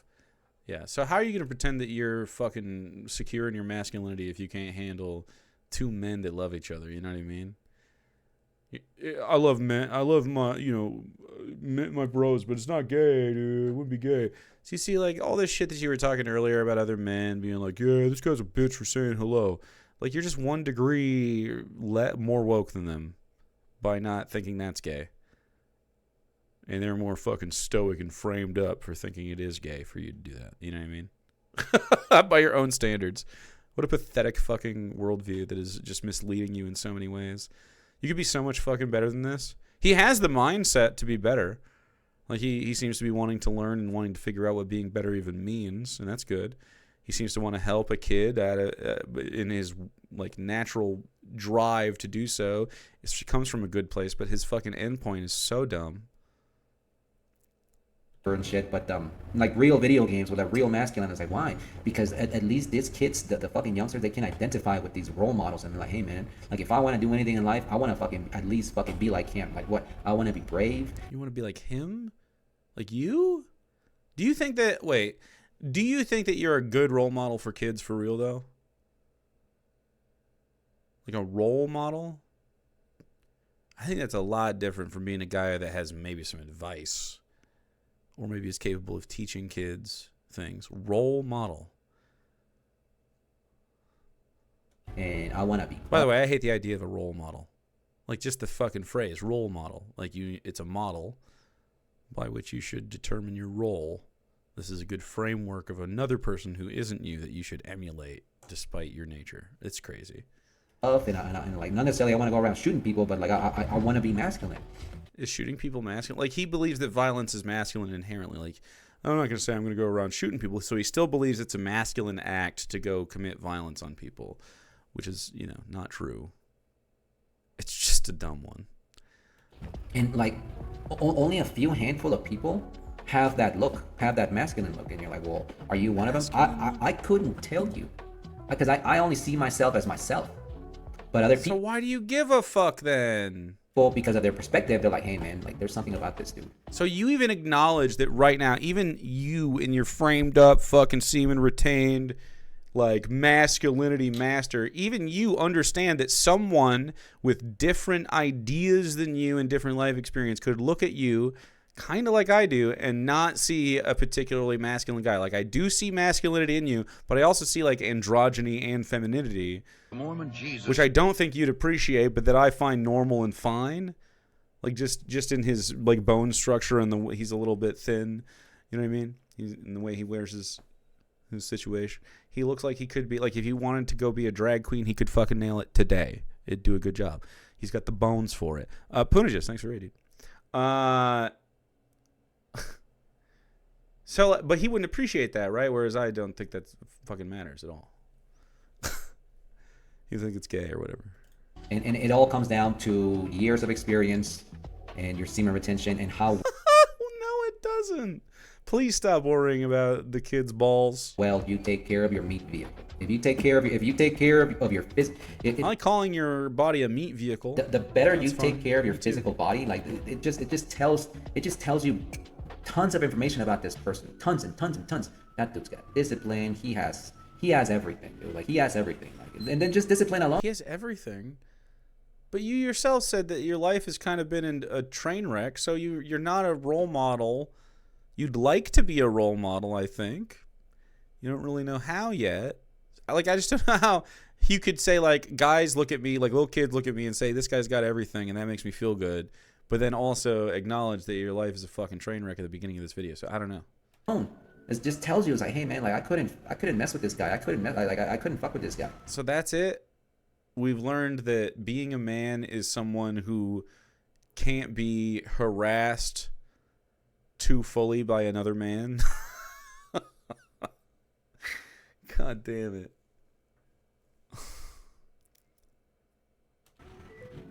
But anyways, like I was saying about the 48 laws of power, you know, like I smile everywhere I go, and like a lot of people are just not having it. Okay. Is it natural to you? Like, do you actually feel like smiling? Because that's okay. If they're just weird about you feeling naturally happy, that's weird. If you're forcing a smile, it might be coming across as such. I don't even smile all the time. I'm a pretty happy-go-lucky fella. I had a yap session with actually, it was really funny. I went and got Thai food at this little place, and they got another person to work there, which is good because it's just a little mom and pop place, and they don't have a lot of people. Anyway, she was yapping to the lady in front of me, and I was just waiting for food. It was nice. It was fine. I like waiting. It's no big deal. So I was just waiting politely, and then she gave me my food, and she's like, man, I've worked all day today. I got here at 11. We don't close till 8. And she was just talking, and then she's just like, yeah, sometimes I feel like I talk too much. But then, like, I just want to know everything about everybody. And then she asked me what I was doing for Christmas. She did the same thing to the lady before, and I assume she did to the same people that walked in after me. So she's just like that. It worked for her. You know what I mean? It came natural. I feel like if she's just staring at me and smiling the whole time, it would be like, are you good? Like, what? That's not a natural fucking way to walk around. It is because they have their own personal issues. You just don't mix. Some people just don't like they just don't like the way you look. A lot of people, they put me down because I shave my head, and like they automatically assume, oh yeah, he's a gang member, blah blah blah blah blah. That's interesting. So you recognize that there are people that discriminate against you for your physical appearance and the way that you have decided to express your gender identity. You identify with trans people more than you think. And I think you should reflect on that. This is definitely a thing that men face, but so does everybody else.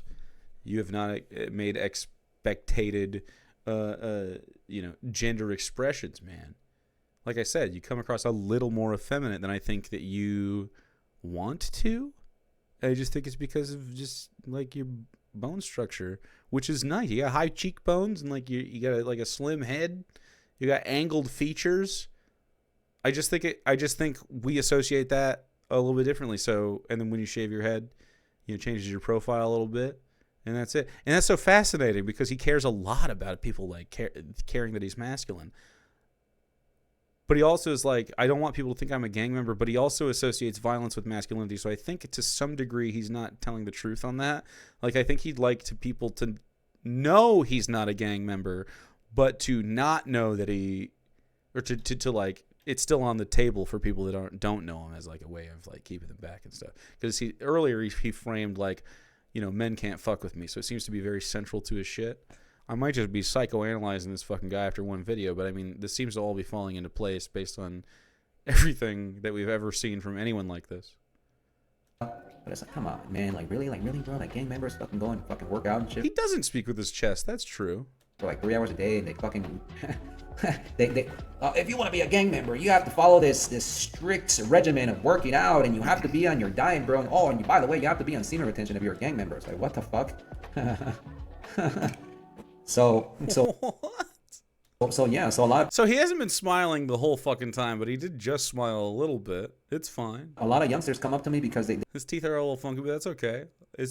I genuinely believe, as long as your teeth aren't like smelly, which I have experienced before, smelly coworker with actually fucking rotting teeth in her mouth.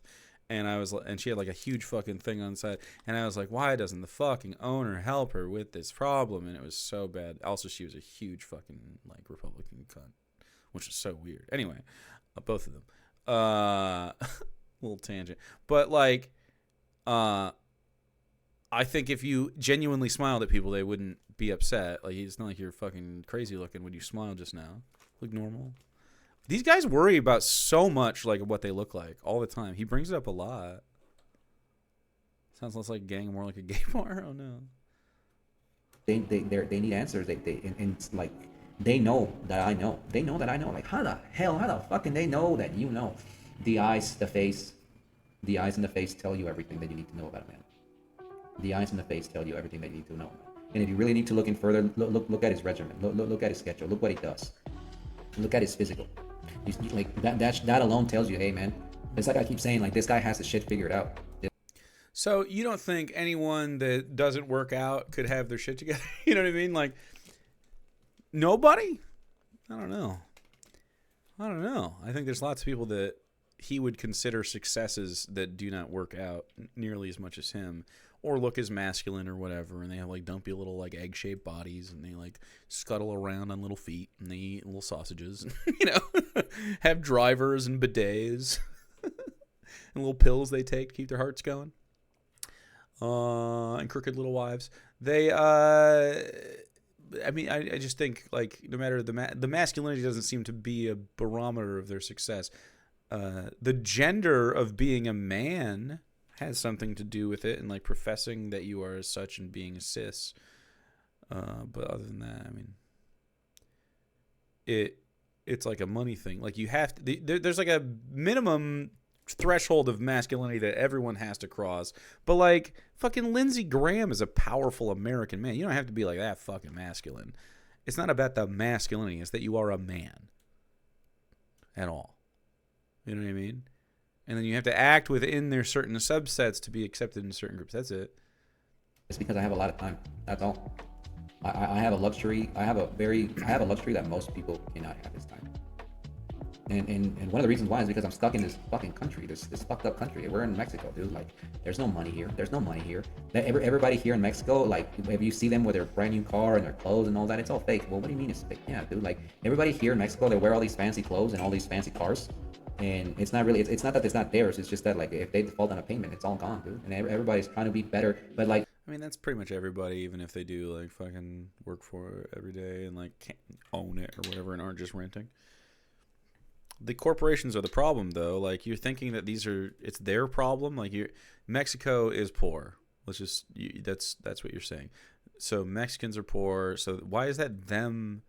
Like, you're saying that they're posers or whatever for trying to like navigate this capitalist system that makes them finance every aspect of their life. I don't know. I don't know, dude. The mentality here in Mexico is fucked up because it's not about self-development. Even though it is about self-development, but like a lot of people, it's about like, I'm rich and you're poor, bro. Capitalism is a motherfucker, and class is the biggest thing we have to worry about, pretty much, besides religion. Like, class and then religion. Those are the two things that If we can get a handle on those, we'll be so much fucking happier worldwide. Holy shit. There is no in between. I'm rich and you're poor. So I don't understand. If I ever become a billionaire for some reason, like fucking Joanne, you better believe I'll be using my billions for good. And it's like I said, like I try to understand a lot of people. I try The Harry Potter franchise. to have a lot of conversation with a lot of people. So I had a conversation about some dude yesterday, but that's another topic for a different day. But the top, I guess the topic of this video would be, you know, like young man. Like it's not even young, dude. Even me, dude. Like I could use a little bit of guidance, like for real. I agree that you could use guidance. I can be told to do a certain task if I know that it's gonna benefit me, and I can use the same thing. I can use advice too. I don't know everything. True. Okay, but like all men, even women, they Even women, of course, everybody. need a guide. Jake, you should be his dad. I don't want to be anybody's dad. I'll be your unk. Okay? I'll be your unk. I need someone to fucking, preferably from Canada, to adopt me. They need advice. They don't necessarily need for them to tell them what to do, but like the reason why they ask these questions is because they need your answers because they know that you know. Period. But only certain individuals know. Who are these certain individuals? It's very seldomly, and you can be one of those individuals too if you get on semen retention.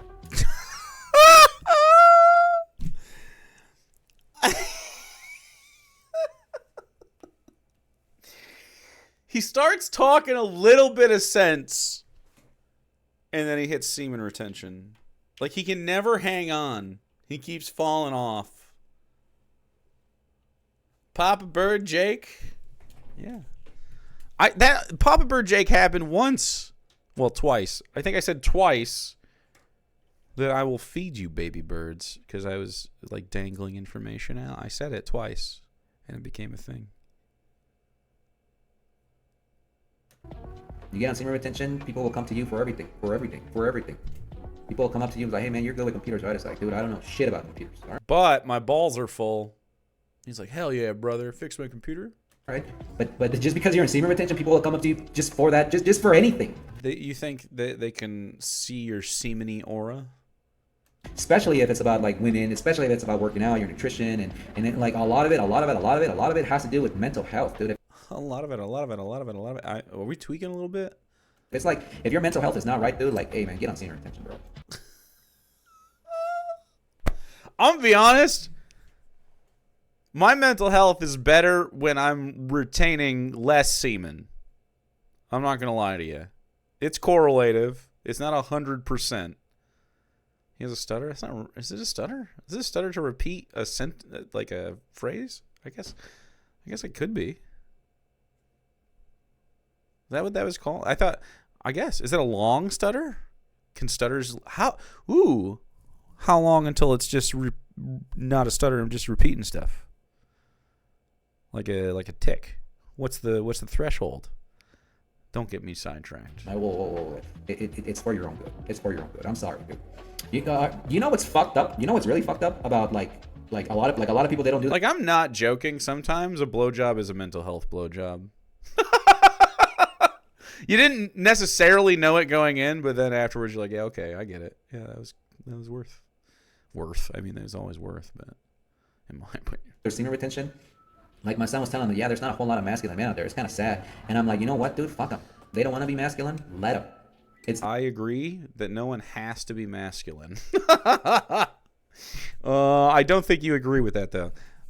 Masculinity is a thing that is socially constructed. So whatever you think is masculine, like it's more. We were talking earlier about your haircut. Like, you think it's like masculine, and other people do not. It is just what it is. You're gonna have disagreements with this. Like, you think it's clean shaven is more feminine to me, I guess, than growing a beard. But I don't care how you have your fucking face. It doesn't make you, in my opinion, more or less masculine.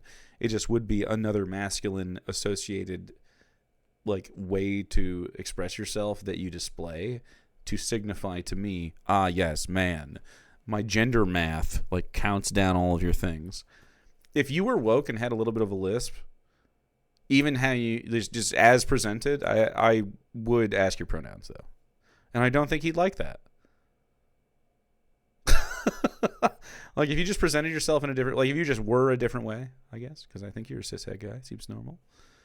I'd be like, oh, maybe non-binary or something. It's more pie for us, for the retainer. More. Nothing wrong with it.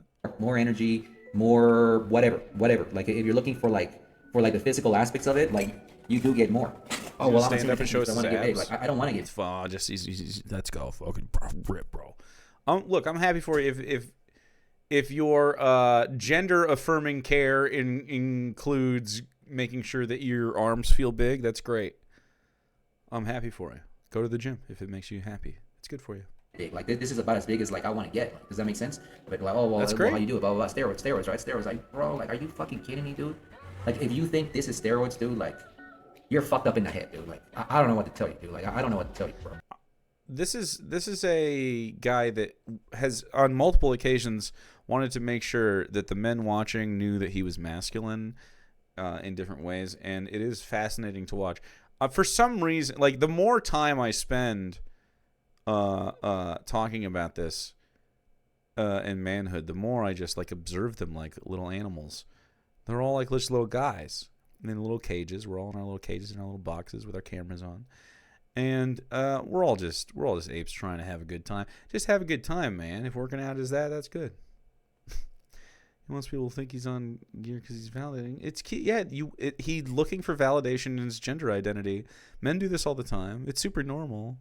Being trans isn't that different from being cis, except it's just less societal work. It ought to be the same, though. Someday, hopefully, I'd like for it to be no different for you guys than pretty much anybody else. Just going to get health care and being around, you know? It's pretty chill being me, so I'd like that for everybody. If everyone could have a chill situation, that's what I would like. I think most people want one.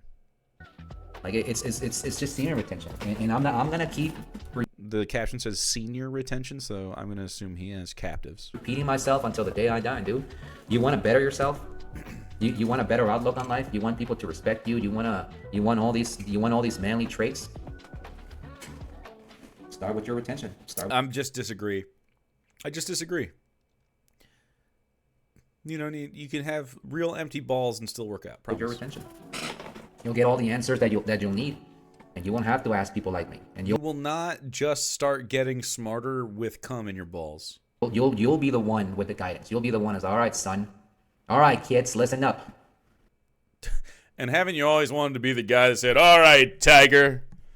All right, young'uns. I'm the man here, and I'm telling the boys the information now. I'm the man dad person. Okay? And the boys, you're young men who I order around in the hierarchy. That feels good to me. That's how men work. That's right. You could be like this someday. Get on out of here, boys. Papa's got to retain. I'm gonna fucking teach you some shit that your old man should have taught you, and that's really what it's all about. Like shit, your old man on time. I agree. There's a lot of deadbeat dads, tons of them. The reason why these youngsters come up to me is because, hey man, I'm gonna teach you some shit that your old man like didn't teach you, and it's sad. Look, if you get pride in providing some kind of like father type figure or just positive male role model type shit, like you're talking, I don't mind. That's good. It's a good idea. Telling the kids that your problems will be solved if your balls are full is not good. Because it's like I said, either like his old man didn't teach him these things, or he doesn't know. Is he gonna say other stuff? And then like and now he's like most people they I think this guy would have a good conversation. Actually, I don't know if that. Maybe I'm crazy. He just doesn't seem like, at least in this setting, he doesn't seem like super fucking aggro or anything. Get comfortable with their situation that they don't care to know, dude. They don't care to know. It's like, well, why the fuck do I need to know this information? He could not like another man telling him what. Like, dude, you got fucking kids, bro. Yeah, that's what happened to his walls. I think there's just kids around. There's nothing wrong with it. You got your fucking kids running around this fucked up world. You have your kids running around this fucked up world, right? I think crayons on the wall is a sign of a healthy childhood, frankly. And they're asking fucking random fucking strangers that they meet in a fucking gym for advice. Something that you should be providing to your children. That's why they come to me. I don't have a fucking sign in my fucking forehead. If you want information, I'll fucking grant you everything. Like they just naturally gravitate. Like people naturally gravitate towards you.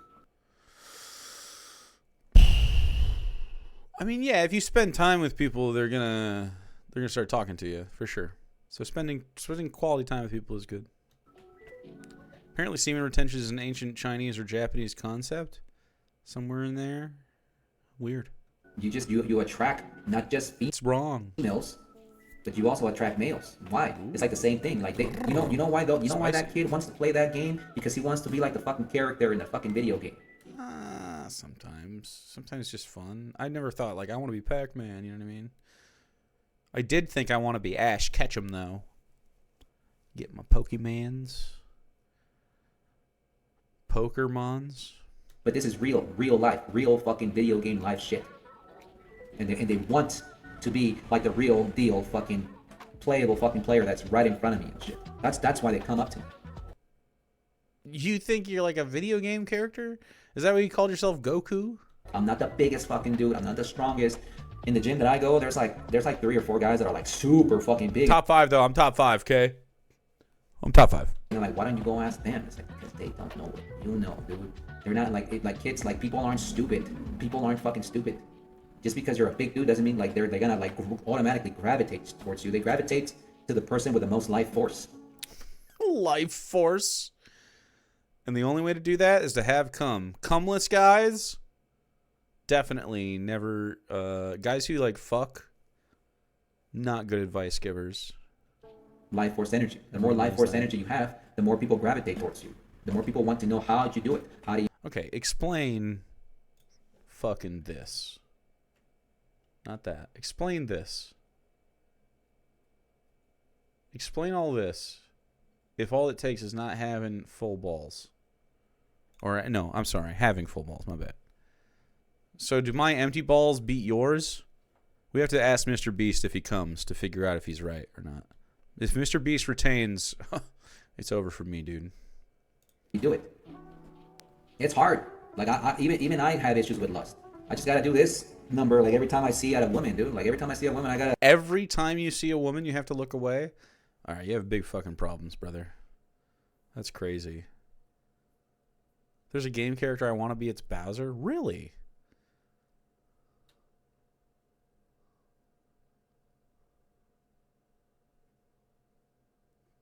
Wow.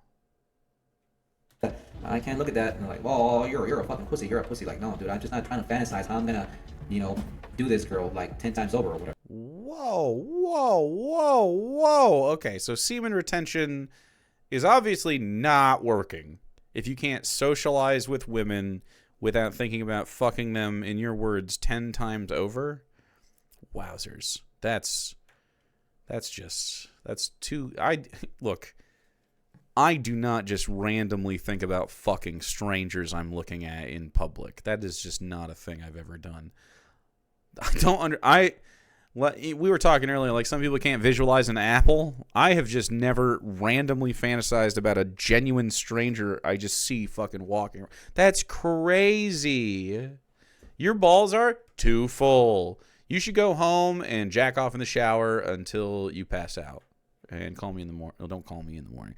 Be better in the morning and then go socialize normally. And do that again until you are normal again. So I just, like, it's even hard for me. But it's a struggle, it's a battle. I have fucking feelings too. I want love and all that shit. But right now, I can't have it. You can't have it? Love and all that shit? It sounds like you want sex and you think love is somehow definitely part of that. Like, love is something you build with somebody. It's a reciprocated experience. Most people feel only, I think, in their early life, the intense low-level, like, infatuation type stuff. And then if you've been in a relationship for a little bit, you start to build some love. And then when you start to build a home with somebody, I think then you really realize, like, what that actually can be, which is so much different. Like, I genuinely think part of love, like, if you're not worried about, not that you have to worry or anything, but like there's worry involved, there's like pride, there's like like in them, like it's almost compersion. It's like, I don't know. It's different. It's a more selfless experience than I think the kind of love that people talk about when they're like, I want love. You know what I mean? Love is a little bit like, it's a little painful. You know what I mean? It's hard to get. It's a little difficult to like achieve. You know, you got to grow and work with the other person. Like it's just not going to be a frictionless experience no matter what, even in the best of situations. And like, but I do think it's not supposed to be difficult every day. Like there's an ease to it as well. It just also has a vulnerability that is like almost all the difficulty is like an inward thing lashing outward, in my opinion, for this kind of stuff. Love hurts. That is how the song goes. It does though. I mean, it doesn't only hurt, of course. Obviously, I think everybody loves love. It's so hard to describe. We talk about it always. Well, why not? Because I'm on my retention journey, dude. And until retention, can't love nobody. I don't get the answers that I'm looking for, I won't stop. Oh, okay. Well, I can probably help this guy. I genuinely think I could make this guy's life better tomorrow. He should talk to me. I won't stop. My experience, people can't be vulnerable. Definitely, it's tough. I'll never stop. Oh, yeah. Even when you think you've, like, sort of cracked it, right? And you're like, okay, I think we're in there. Like, as far as, like, I think we're together and entwined on these topics and the, you know, like we seem to be communicating and fully, oh, you know, there can always be something, but, like, I think moving toward a more whole experience of that is always rewarding if you can find someone that is willing to do it with you. Ridiculous, the avant-garde. Ridiculous. Thank you for the biddies. We're almost done with this. If you guys want a bingo, we have a little bango. What if you find the right if girl? You want. Like, I still, like, I'm sorry, I can't, dude, I can't. Why? Because I'm on retention. Oh, well, like, if people don't want to understand, or if people like, it keeps making me laugh. Like, this isn't gonna work out. Like, well, you're not the man that I was like, fuck, I'm whatever you want me to be. But like, I can't do those things. I can't have sex. Period. I can't have sex, period. I'm interested in why he thinks that. Why can't he have sex? What's going on there? Do you not like it? It almost sounds, the way he describes his attraction to women seems like a put on to me. I don't know if it's true. So gay, yeah. Oh, uh-oh, yeah. I think he doesn't like it, want it. Yeah, uh-oh. Wonder if he's ace and doesn't realize? Yeah. See, that's what pretty much all of us have associated at this time. Like, I don't know, man. This is not how I experience sex or the desire. He uses life force. It just sounds ace. It could be ace. Asexual, but not aromantic, maybe? It may be stupid. It may be a stupid belief, but that's just what I believe in. That's just what I believe in. Why? Anyways, guys, like right now I'm just like ranting, but anyways, guys, yeah, I know I haven't made videos in a long time, but like, you know, like people just keep coming up to me and asking me how do you do this thing? I'm like, hey man, you know what? Let's start making videos. Anyways, guys, my name is Juan, and this has been Goku Guidance. I even forgot the name of the fucking channel. This has been Goku Guidance, and I'll see you next time. I will see you next time. I'm gonna keep uploading. I'm just gonna keep uploading. If any of you guys have any questions, ask. Let me know. Let me know in the comment section. All right, guys, I'm out.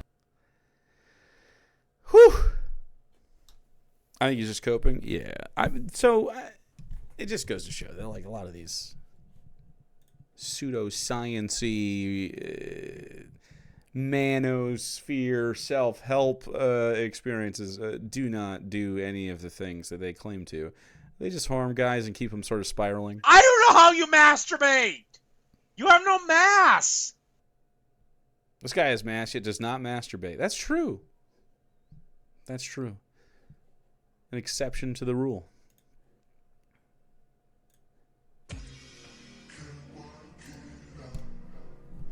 Chat, what if all these uncobbed individuals were somehow cobbed miraculously in an event that they would forever write down as the Christmas miracle?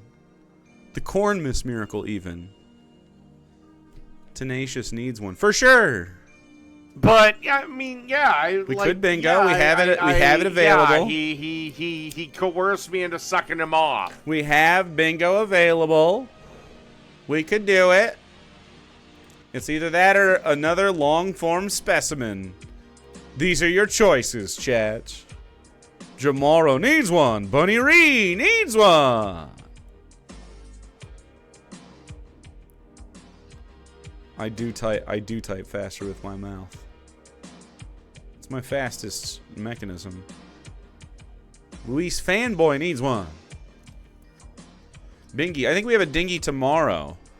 It's possible we have a dinghy tomorrow that will hit the mothership. More specimens. Tagging it, wagging it, chopping that. The guy we watched yesterday could definitely be a specimen. He had a lot of idiosyncrasies that could make a bingo card, for sure. I need to see another video at some point. Jahadis. No choice at all. Ooh, thank you, thank you, thank you, thank you.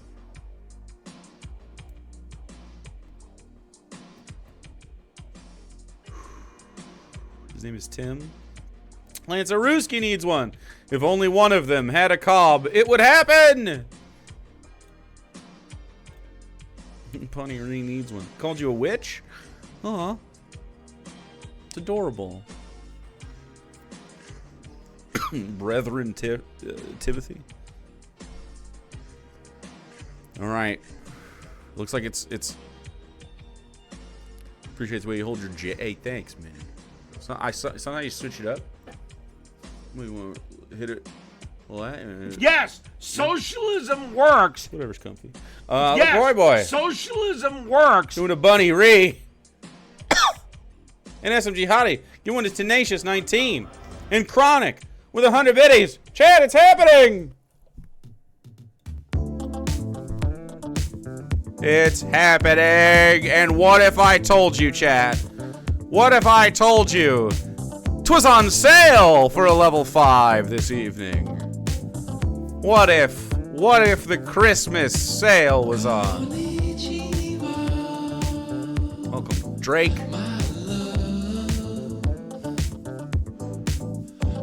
A Tuesday, Bingy. Mr. Queskers give one to John Shoe, S. Reeve, Destinova's Bredley, and Dromaro. You got one here. Little Gordo. It was such a good episode last time. I was drawn in. We almost literally watched the second episode on accident.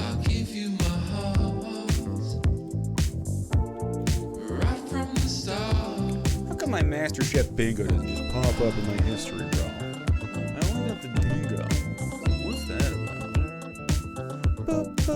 I just gotta go back to the list in the Discord, which is fine. But I really appreciate Brooke doing it. But it's like, you know.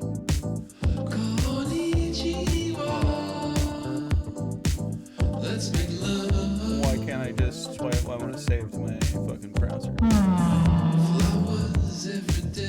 Luis Fanboy, first time gifting subs, and it's a 10-piece with 2 saucies, dude. Thank you. Give one is Texture Splunky, Veganista Socialista, Marissa X Death, VI Joe, Neil Confusionism, Texture Packet, Ambeezy, Imperfect Rebus, Olive, and I Witchcraft. Let's fucking go, dude.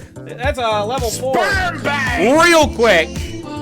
An amazing level 4 right away. Nobody, thank you. Hama, 35 months. Have a fantastic day. McGinn. Thank you.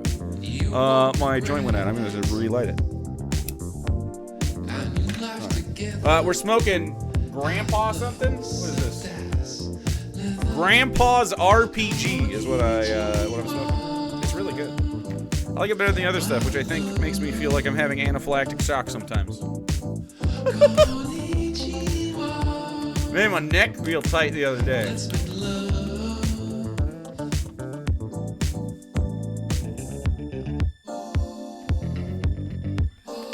Are you gonna come in? Yeah, I just didn't want to. I just wanted my browser.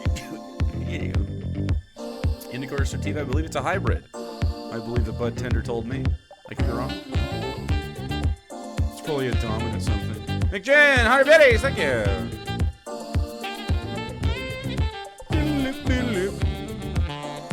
Chat, we need 3 of them to get to level 5. It takes a completed 5 to do it. Best part of the song.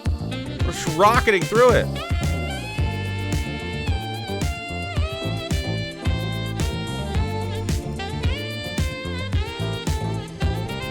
A sleepy Tuesday?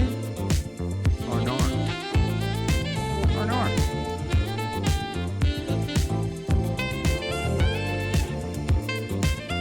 Stay hydrated, chat. You need to hydrate with a flavor, like if you're like me. And also a water.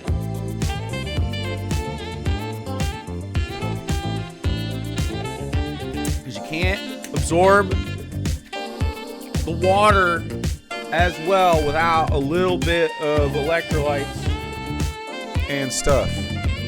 So if you, I mean, you might have eaten enough of that today. Have a fantastic day. I think most people do. Maybe not fantastic. Cozy Peeps! Thank you so much. Giving a Narwhal Commander. Socialism works. That sounds so fucking awesome. And Sad Sapphic. Fantastic day. Thank you so much for the 2-piece. SMG Hottie giving one to Mick Jin. It worked. Dr. Nick Snort. Dr. Nick Snort.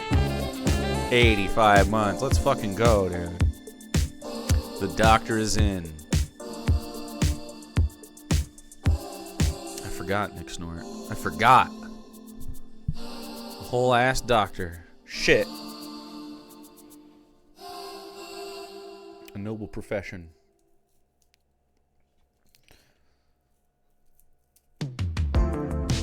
SMG Hottie, give one to Macchionio. Yes, socialism works. Wrong fruit stress you out? It happens, dude.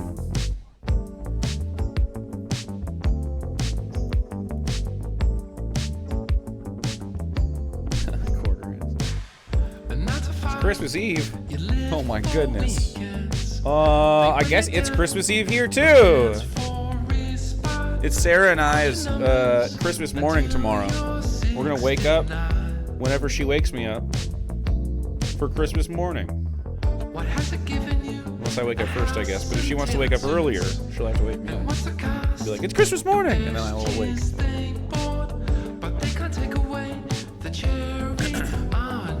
Merry Christmas Eve. And this stream definitely keeps the Christ in Christmas. We love our Christ. Christ the Lord, His blood washes our blood. We swap our blood with Jesus' blood. Like billionaires with their horde of teenage blood. To euthanize us. No, not euthanize. Euthanate. Youth and rejuvenate. Not euthanize. Oogle! You want to marry Chrysler yourself. Merrily Chryslering. 64 straight months. Appreciate that, Oogle. Now that's dependency. That's fucking... That's nice. 64 straight months? Goddamn.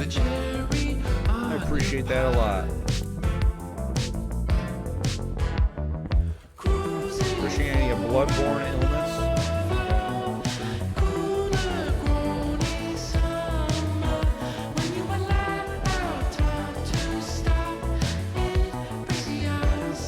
The baby Jesus?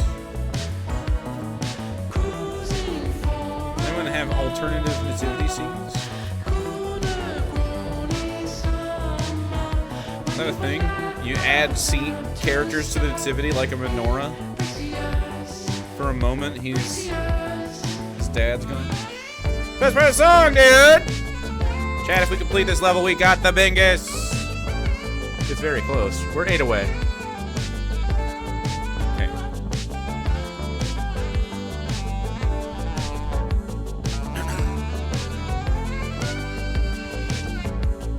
Delicious.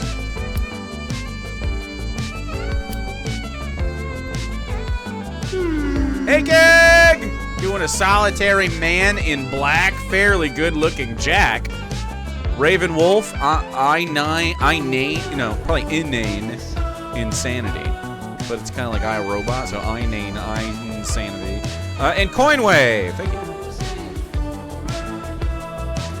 We are very close. 3 of them. Dunks it in. it's possible that we should be preparing ourselves for a nice chefy evening. The Christmas Spectacular.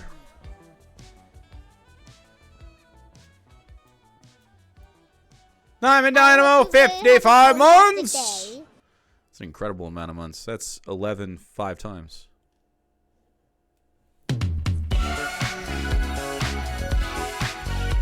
I can barely count that high. 2 of them puts us over the edge. It's over. It's stunning. It's dramatic. It could happen. Lord, where am I? 2 bees giving a midnight crow and Yemic.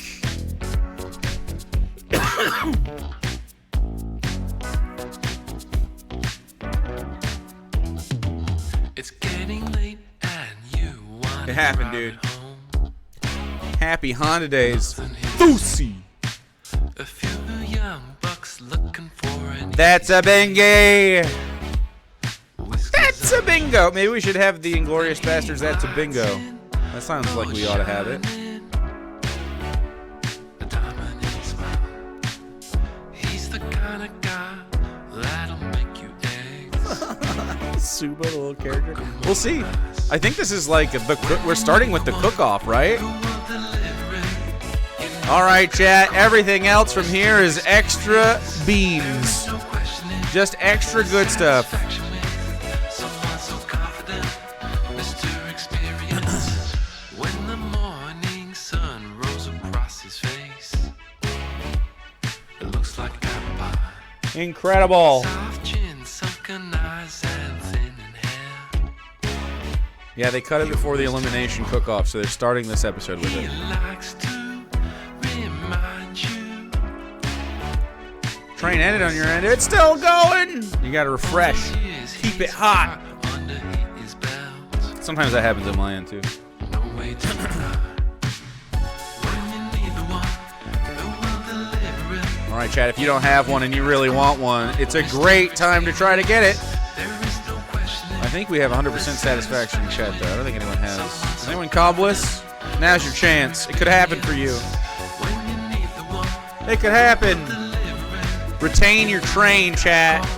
Mr. Experience. Retain it. No questioning. How do I refresh on the phone? I don't know. Satisfaction with someone so confident. Depends on if you're on browser. If you're on browser, you just gotta pull down from the top. If you're on an app, just let it die. It's on the screen. Tesla coil needs one! Needs one, I said. Lanzaruski in dire need. Christmas will be ruined for Lanzaruski if not cobbed. Think of Lanzaruski's family.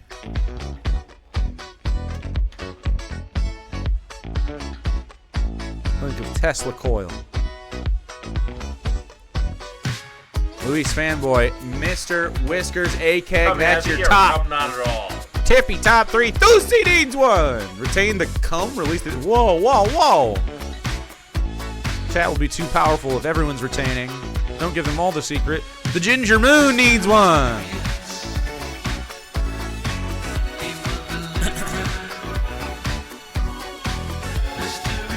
Hydrate. I also need a flavor, though. We're out of flavor. I had some blue. I'm just going for the nearest fizzy. Oh, no. I'm going for the fizzy. It's a fizzy time.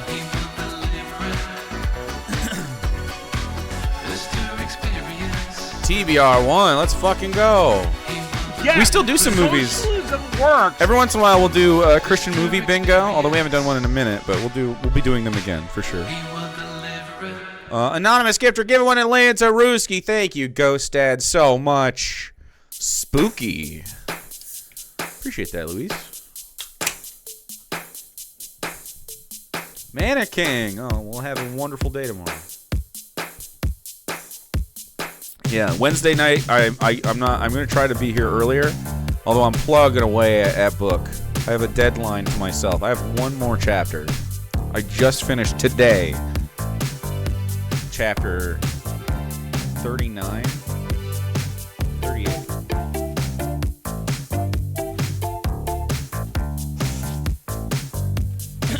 This is a historic thing. Okay. Book almost gotta be half-ish.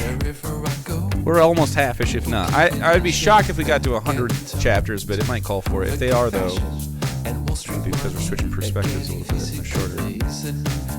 We'll see. We will see. Chat, thank you very much for the glorious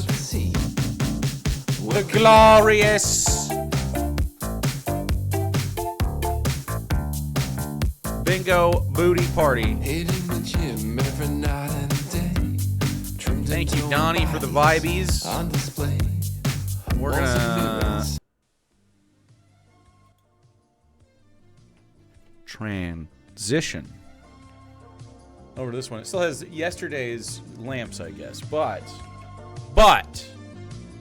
if you would like to see a different lamp up there, Luis Fanboy, Mr. Whiskers, AKEG, you're the top 3. Mr. Whiskers, you're in the same spot anyway. Quite nice. We seem to be 100% or close to it. Blue Room and Tesla Coil aren't, but that's okay. They're gonna... I snoozed for them, so they have 8 minutes of reprieve from an ad. That's all I got left. It's too much. There we go. Better. A better level. Okay. Here's our dang situation here. Xmas Eve Bingussy. I mean, technically, it's just regular Xmas Eve for me. So yeah, almost Xmas Eve Bingussy. Bingussified chat. It's 1 for me. All right, let's do it, dude. Thank you very much, chat. Bet your bingo points right this second. The betting has begun. I'm going to get up and piss before we watch this whole thing. Let's go. This is episode 5. Episode 5. Let's go. Not a skifter. Give one a Tesla coil. Thank you. Socialism works. Bet your bingy points. Do it now.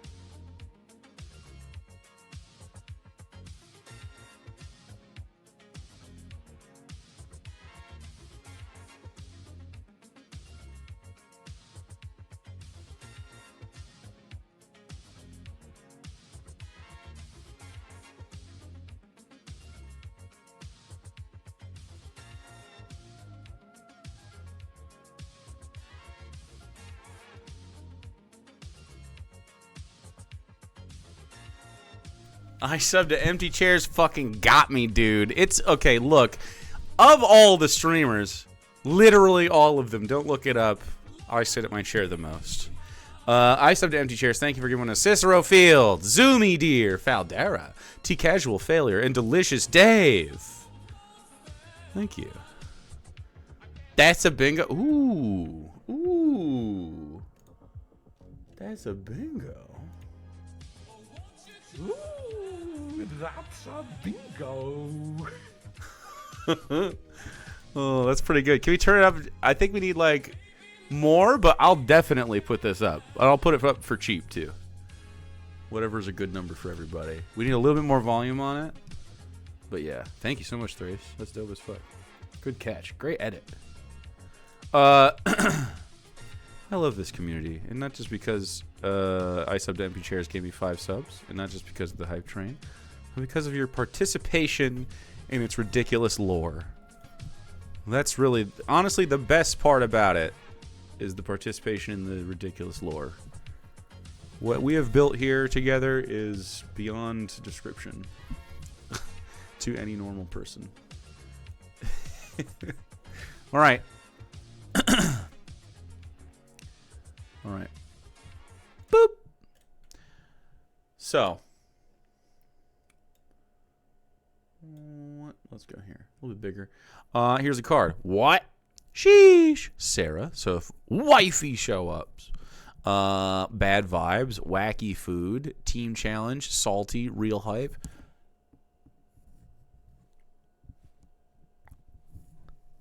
Darwin. If he shows up and he's looking right at me, I click that button. It's my duty not to call him in here, but he's so handsome. I'm not going to call him in here. I'm just going to look away. He's looking right at me, though. It's looming. He's right there. It could happen. If the dog shows up. Psych. Sad. Cry. Crabs in a bucket. Dramatic music. Woke agenda. Come on, Gordon. Fuck you, Joe. Undercooked. Blasted. Sweaty. Gordo slap. Guest fit check, which is Aron, unless there is a guest. Gordo big boysm, which did happen last episode. Oh, no. Come on, Joe. And panic. This bottom line. 159 would keep not with the other dingoes. What? What's the lowest one that makes sense for that's a bingo? Ooh, that's a bingo. That's a good one. Sleep is awesome. I agree, by the way. Thank you very much. Give him 5 of them to Mac Drew Wubbs. I'm Eurus Bashley, Dominic Kusk, and the Jasper Knot. Thank you so much, dude. Appreciate that. Getting bonuses after the fact. 159 was not a typo? Oh, okay, so you meant it. Okay. Would keep not with the other dingo. Would keep not with them? So wouldn't keep with them, but 159 is the cheapest. That is cool. Okay, I'm going to go with it. Let's do that. I'm going to set that up while we watch the beginning of this episode. But now it's making me log on. There we go. All right. Sleep is dumb. Oh, okay. Well, sleep feels awesome. I agree. So sleep is awesome in its effect and how I like doing it. I don't like that I have to do it.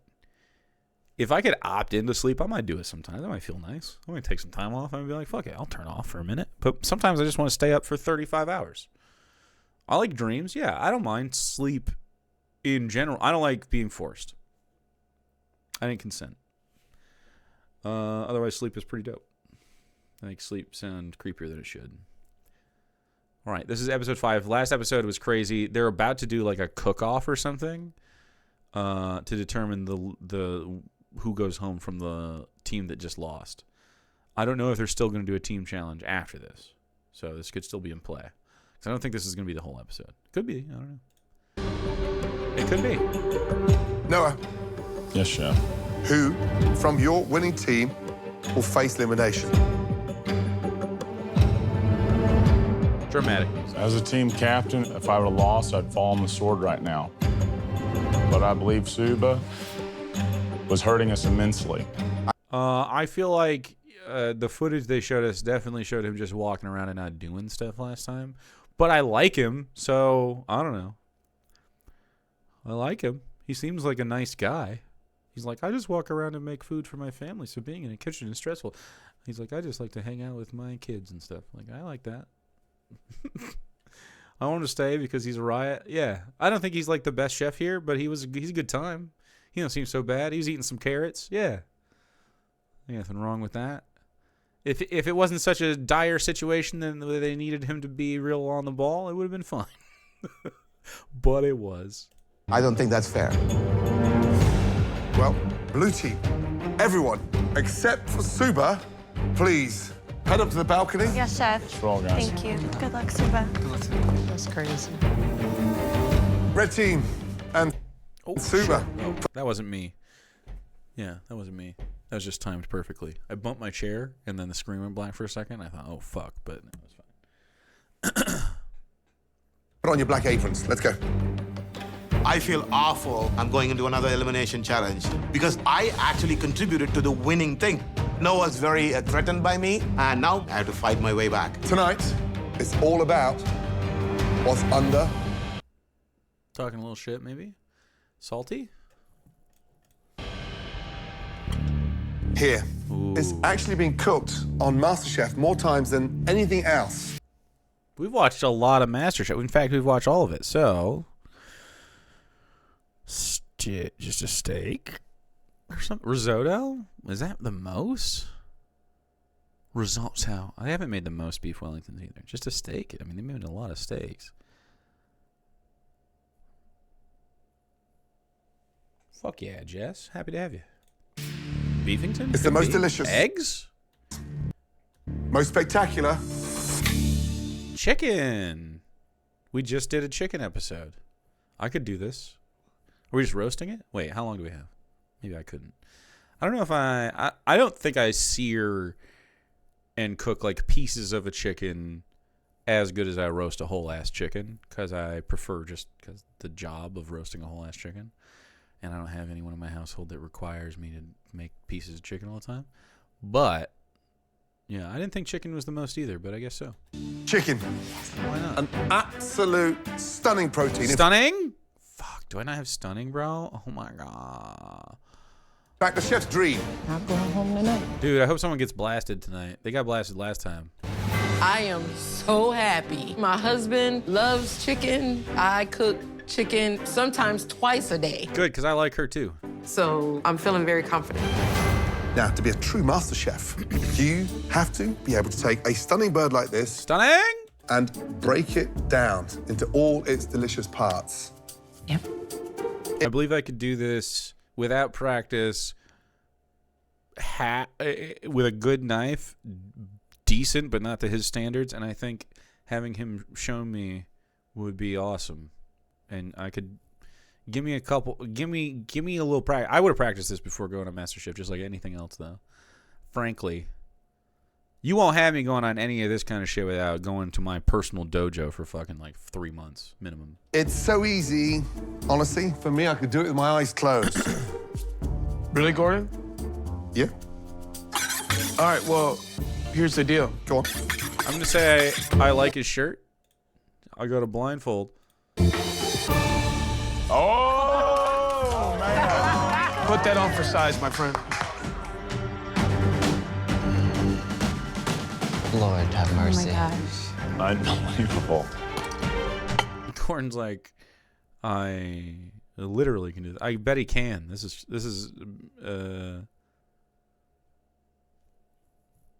he got knife skills. This is producer fuckery though, for sure. I don't think I have it. He's actually gonna cut up this chicken with a blindfold? Wow. 2 drums, 2 thighs, 2 wings, 2 breasts, 1 carcass. You watching up there? Yes, chef. Lift up the knife, pierce back the skin, and literally slice through. Pull back, pop out at joint. Come round, slice off. Again, pierce, pull back, pop out. Easy. I can do this. Slice down. You can't do this? From there. Chat, you can do this. Feel where the knuckle is. That's not hard. Yeah. Off. So this is pretty much what I would do. 1 thigh, 1 drum. I might not. This is pretty clean fucking cut. Now for the exciting part. Chicken wing. Cut through the wing. Snap off. Yeah. Snap off. Okay. Back to the main part of the bird. Feel the breastbone down the middle. Come through the wishbone. Sword sounds. And let the knife do the work. On the fucking board. Breast on. Peel back that skin. Very carefully feel the knife. In. You're not gonna make them Through, do this fucking down. blindfolded, right?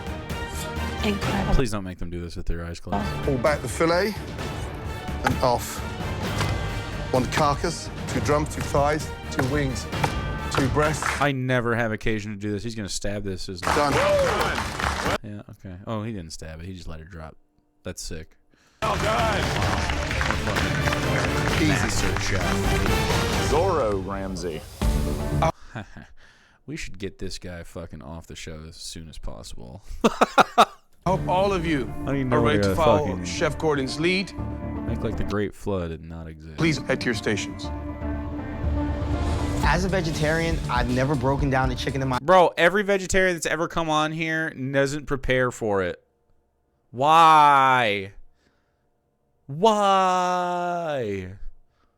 I don't even know how. You could definitely be a successful vegetarian chef by a long shot. It's not even... Of course you can. You got... Just please learn how to do the stuff. What's a jug hooter? What the hell? My life, so I'm... Talking about Noah and his jug hooting? Really freaking out that I may not get the chicken exactly how Gordon wants it. Okay, guys, if you are able to wow us today, you'll join the blue team. Do all they have to do is break down a chicken? Is that it? On the balcony and save yourselves from elimination. Does it have to be faster than everybody else? Please open up your drawers and put on your blindfolds. Yeah, they do. Okay, so this is where I would have a little struggle, and it is a little dangerous, and I think this is maybe not 100% ethical. Someone's going to hurt themselves. This can't be real. Holy. What? She actually has one. Insane.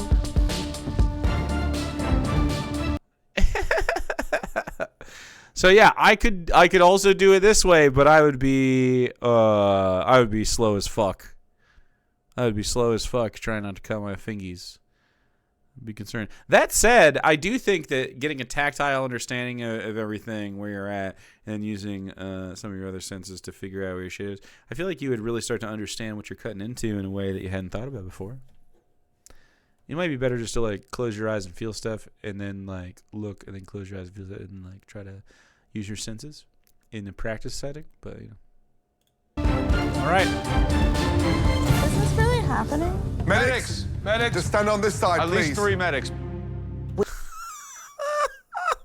They must have signed shit, of course, for this show. They were like, yeah, you might get hurt. And they're like, I'm fine. Yeah. We have to do this blindfolded? Like, holy crap balls. You could take your glasses off, Suba, because you're not going to need it, buddy. I can try. Might not have any phalanges, but I could try it. This is so crazy. Your 5 minutes. Crabs in a bucket, by the way. Oh my God. Start. We're talking about the super thing. Now. Okay. Okay, you guys take your time, focus. Come on, guys.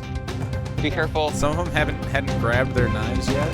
Stop, stop, stop, stop. They're like, we're not gonna. We're really kidding. Really? Thank you, medics. Psych! Thank God, thank God, thank God. Right, everybody ready to break down your chickens? Yes, chef. Now I'm more confident because I do not feel as though my fingers are in peril.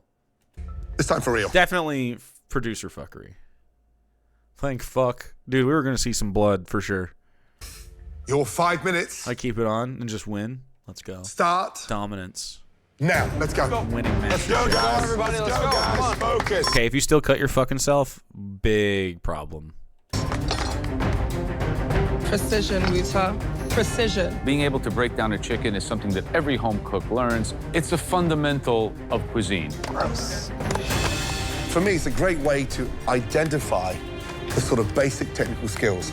And it's not just about knife skills. So you have to know where the joints are, where the give points are, because you have to use the anatomy of the chicken to help you break it down. Exactly that. 1 minute gone, guys. 4 minutes to go. Top of the thigh, bend it back all the way, use the weight of the chicken to cut the thing. Done, die. You can do this, guys.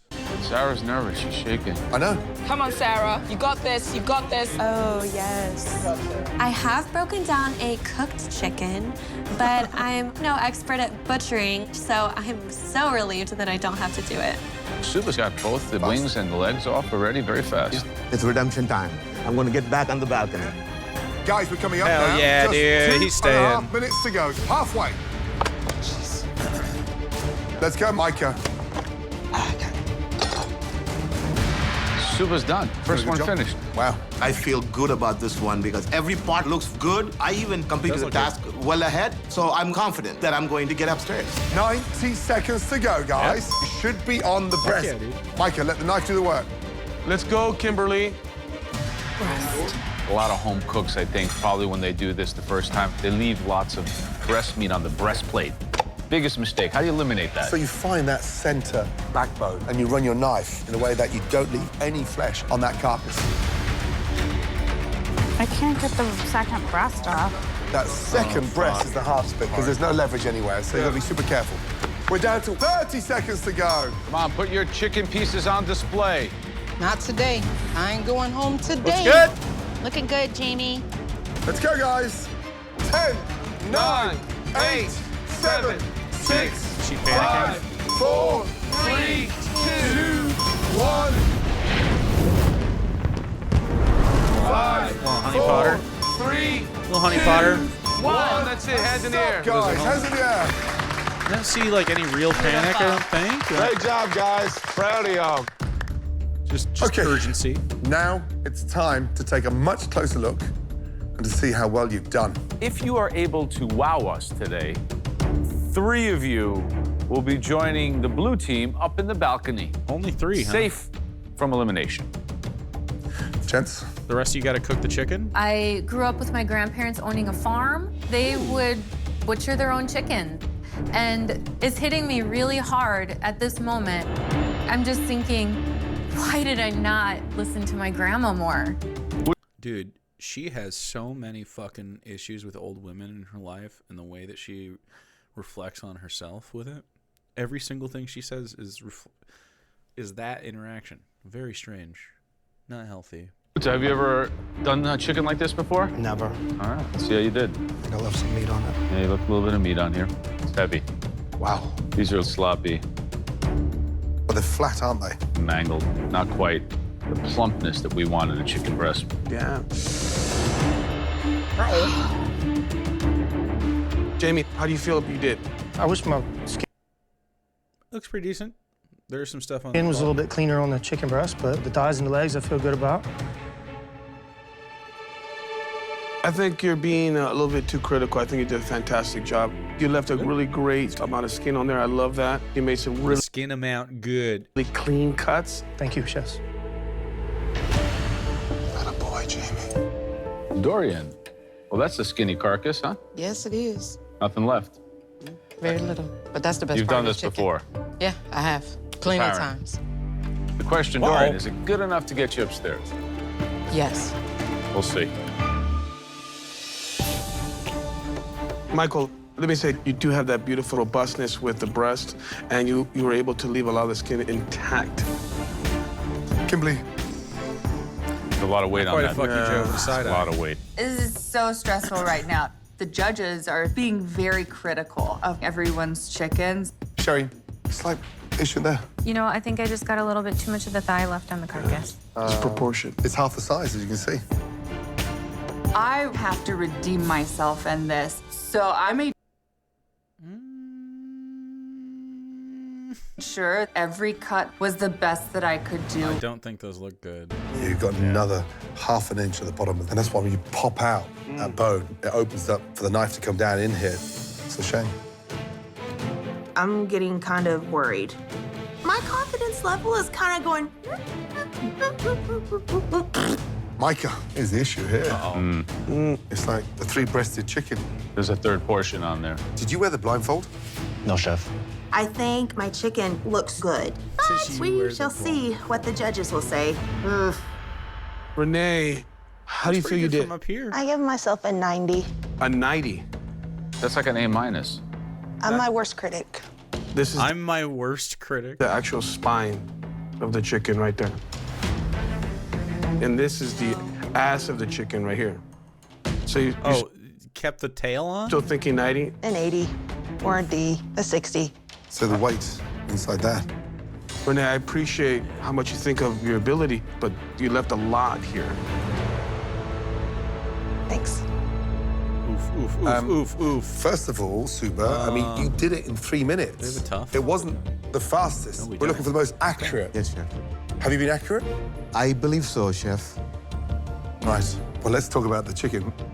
Thighs, nicely done. Good. Wings? Good. Good job on that. The issue I've got, this bit here. Oof. Did it fall? It's like another portion. What happened there? I went too fast, perhaps. Look how much you left down there. Look, you can invite another family member to dinner.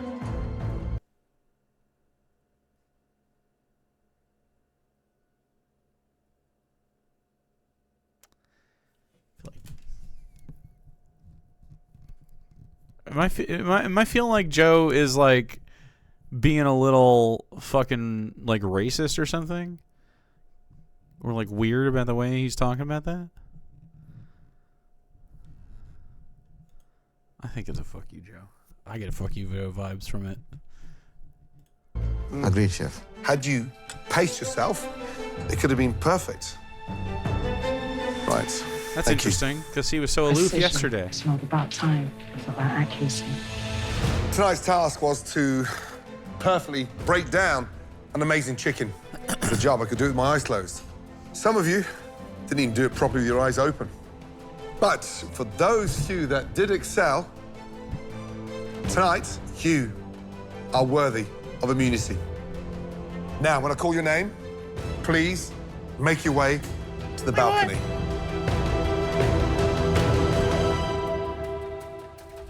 Jamie. Oh, boy. Oh, boy. Let's go. Michael, congratulations. Let's go. Dorian, head upstairs. I like Jamie. Let's go. I like her. I'm so proud of my chicken carcass. I got my white apron back, and I got to show the judges that I can break chicken down as well as any butcher. To those of you who are still at your stations, I hope you are all up for your next challenge. Because after this, one of you will be eliminated. And guess what all of you guys are going to be working with? Chicken. Any guesses? Chicken. Exactly. Our hope is that you didn't butcher things too badly. In this challenge, you will have to take your chicken and turn it into a dish worthy of this competition. Awesome. There is no better test of home-cooked skills than to deal with a humble chicken. How much time you know those breasts can go dry, those thighs can be undercooked, and it can be so bland. Trust me, we have tasted so many incredible chicken dishes across 9 seasons of MasterChef. This is season 10. You need to work extra hard to wow us. Along with that chicken that you all have broken down, you will have access to the full and unbelievably stocked MasterChef pantry. And of course, our beautiful herb garden. Get creative. You are the top 18 of the best home cooks anywhere. Prove that once again tonight. I completely butchered the challenge today. Are you ready to cook the most outstanding chicken dish of your entire lives? Yes, chef. So now I have no idea what I'm going to do. Your 45 minutes start. Season 10. I think you mentioned a lot. Now, let's go, guys. Come on. Oh, crap. Oh, great. Your 45 minutes start now. Come on. No!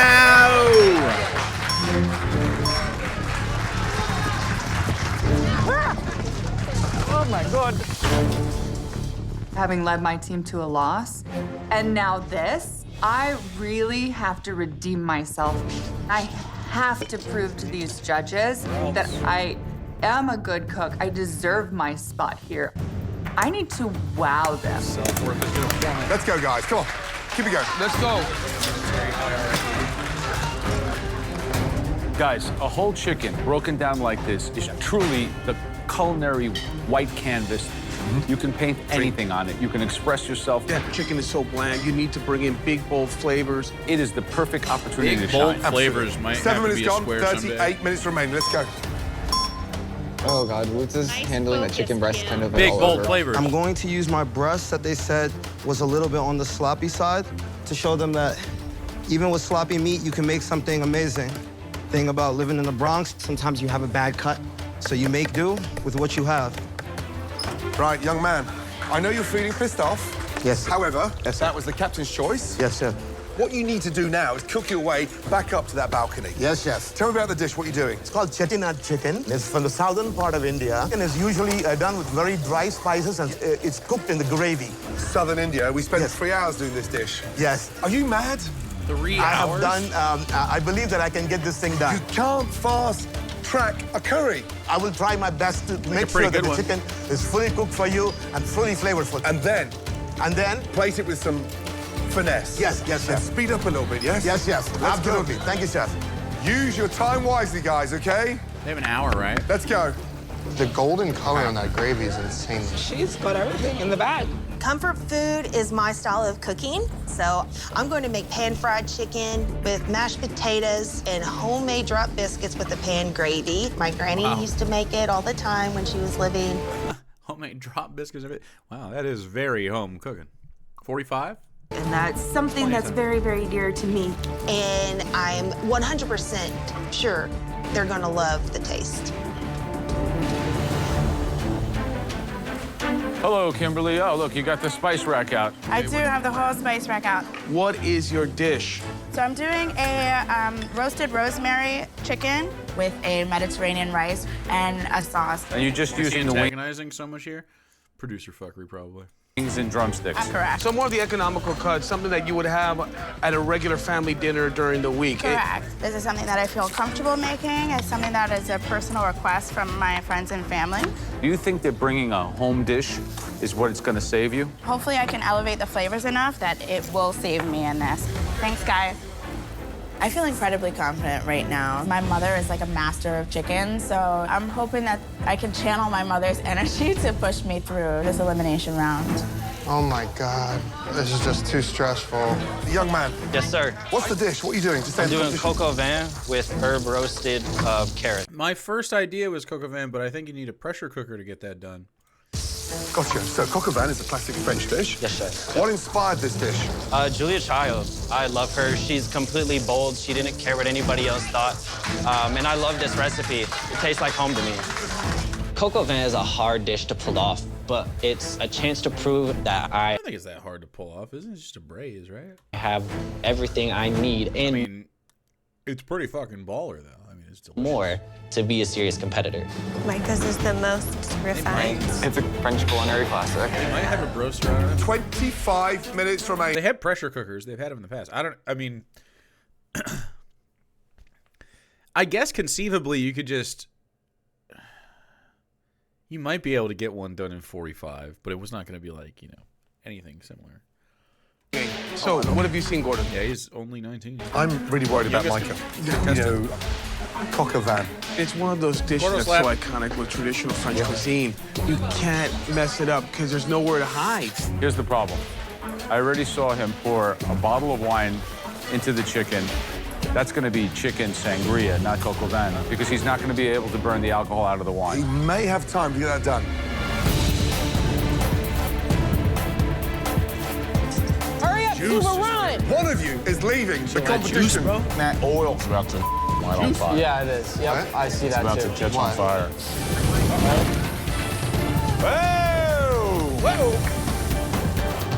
I'm making a tandoori-inspired chicken leg.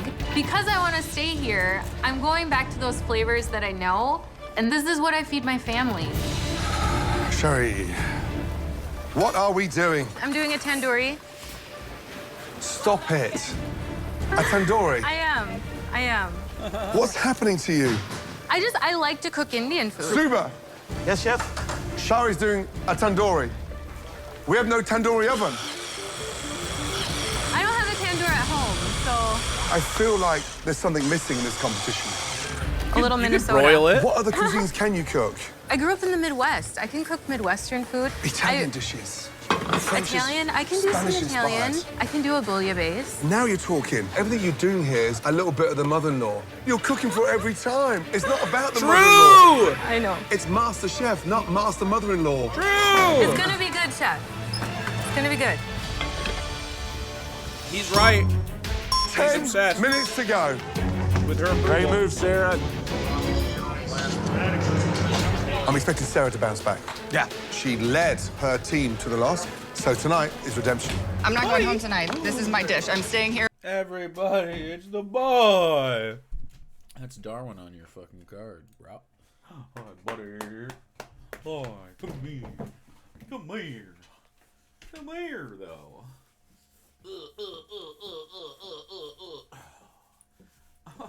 What a boy. Oh my gosh. Oh my gosh.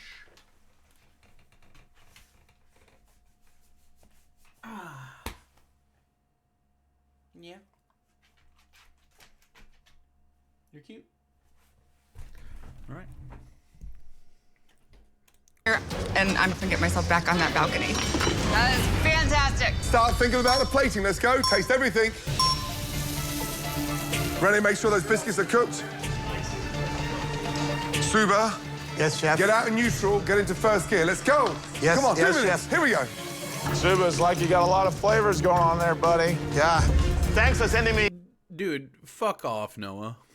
Fuck that guy. Bad vibes. Here. You're welcome, Suba. You're welcome, my brother. Kimberly, you like where the consistency of that sauce is? Taste, taste, young lady. 90 seconds to go, guys. Let's go. What's he doing? Left, right? You're not bringing in an airplane. Put the pan down, Zuba. Work 2 hands. Come on. Oh, jeez. Put the pan down. 2 hands. Let's go. Come on.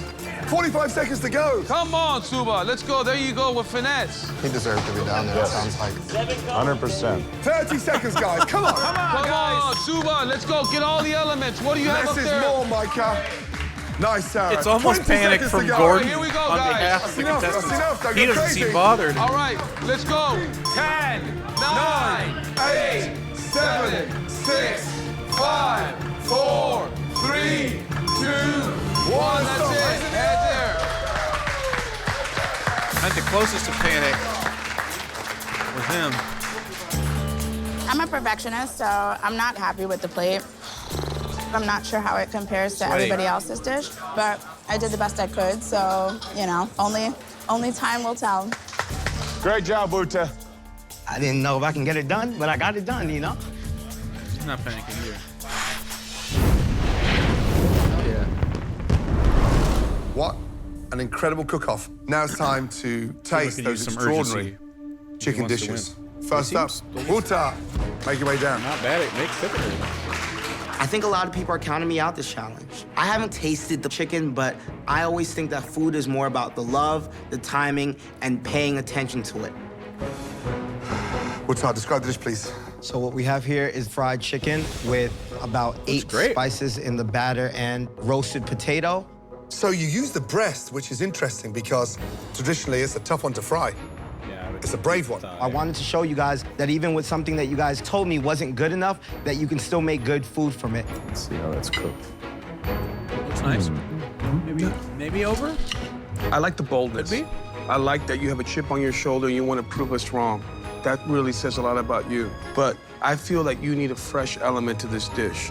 There's no greens, there's nothing that's a departure from fried. You need something to give you a break. It's not really my type of dish, but I think that you're finally putting yourself on a plate, Uta. Thank you, Chef. Potatoes? Uta, you've made one crucial faux pas. There's a couple of Yourself on a almost plate? like nodules of flour that haven't been cooked out. When you have a chicken breast that thin, the coating needs to be super thin. Just a light. You need to pat and dust that off because it's super thin chicken. With this delicacy, I don't want to taste the flour. Thank you, Chef. Great job, Uta. Sarah, can you bring your dish down?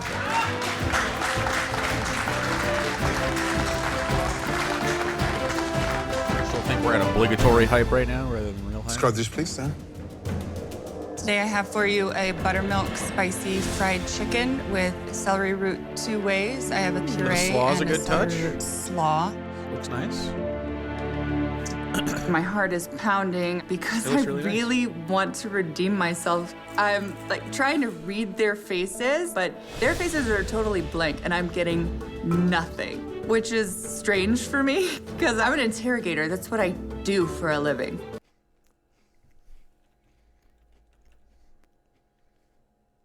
Boo. I hope you fucking lose.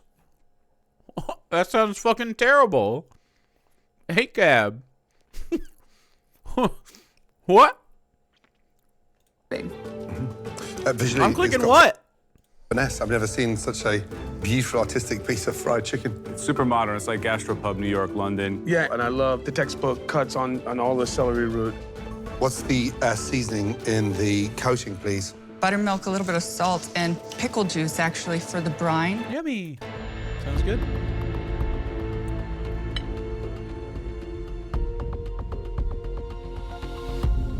Chicken's cooked beautifully. You know what, Sarah? You have done something that's very remarkable.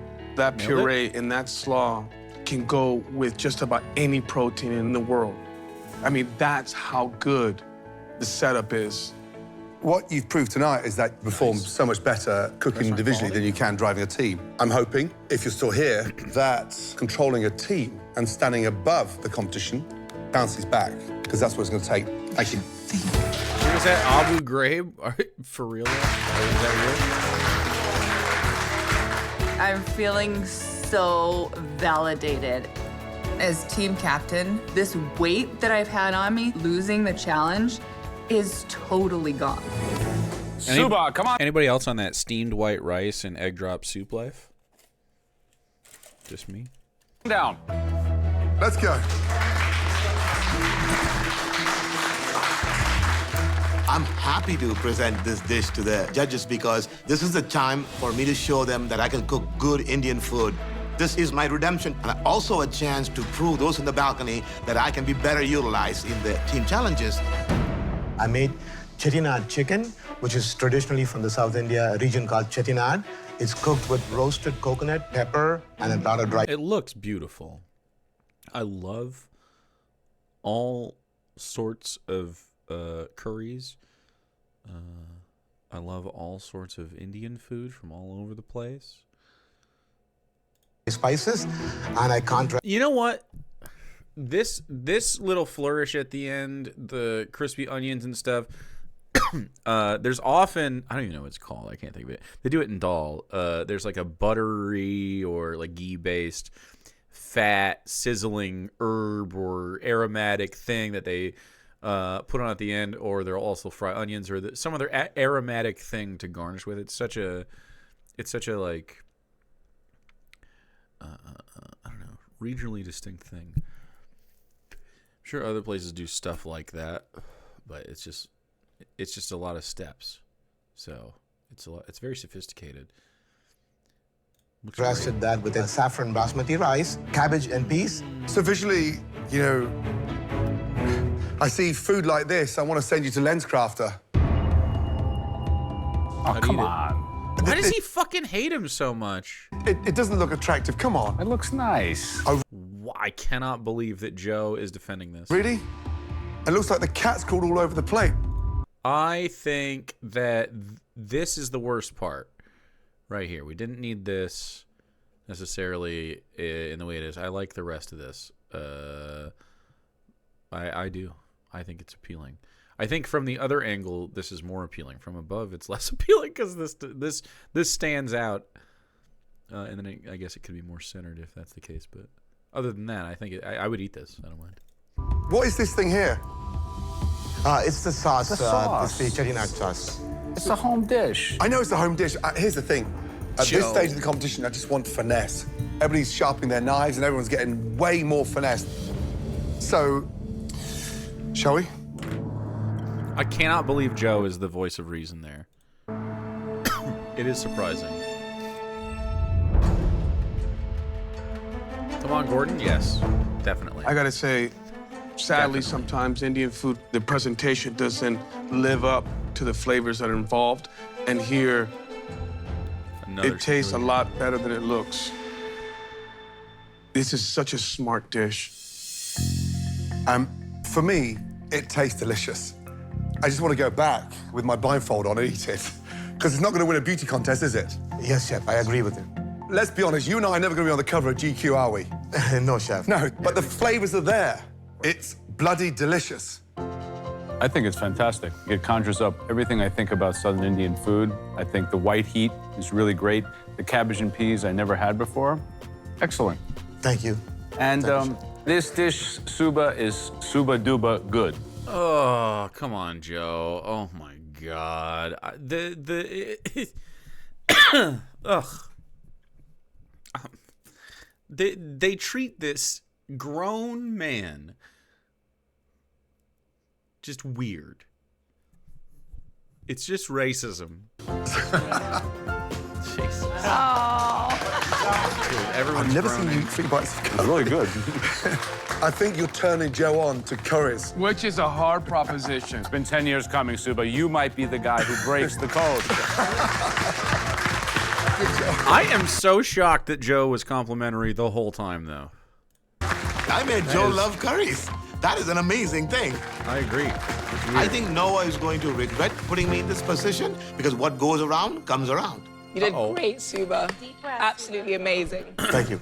Noah, huh? Suba See? will Awesome. remember Grew this. in front of our eyes. Unbelievable. It looked awesome. Why is he a fucking asshole? Grew in front of our eyes. What the fuck is his deal? I'm annoyed. Now the question is, does he forgive you or does he come at you?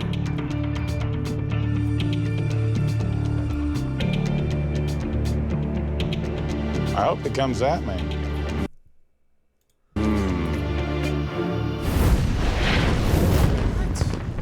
If I could click Next bad up, vibes again, Renee, I would. please.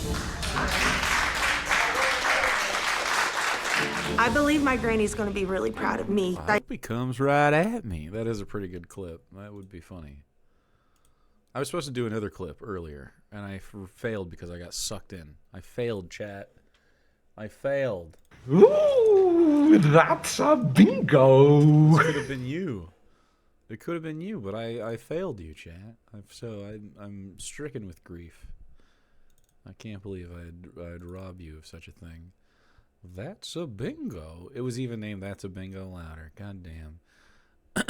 You guys said 157 or something like that. Am I right? 157? Was that true?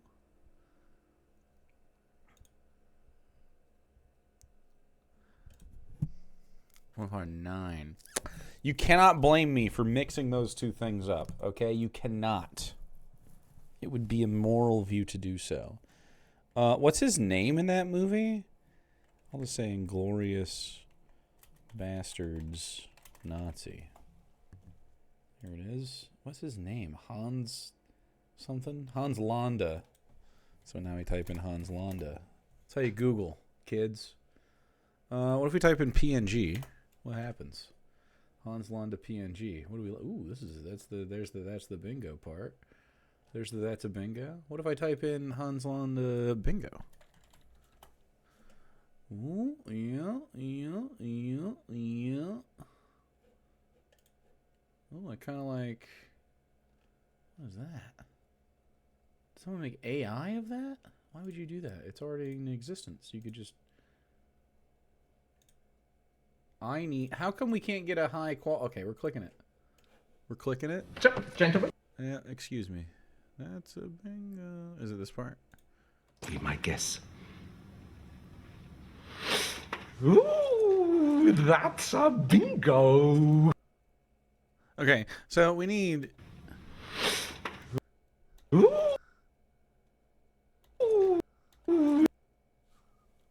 I need this in its maximal size. With its maximal fucking quality. That's all you got, I guess. Okay.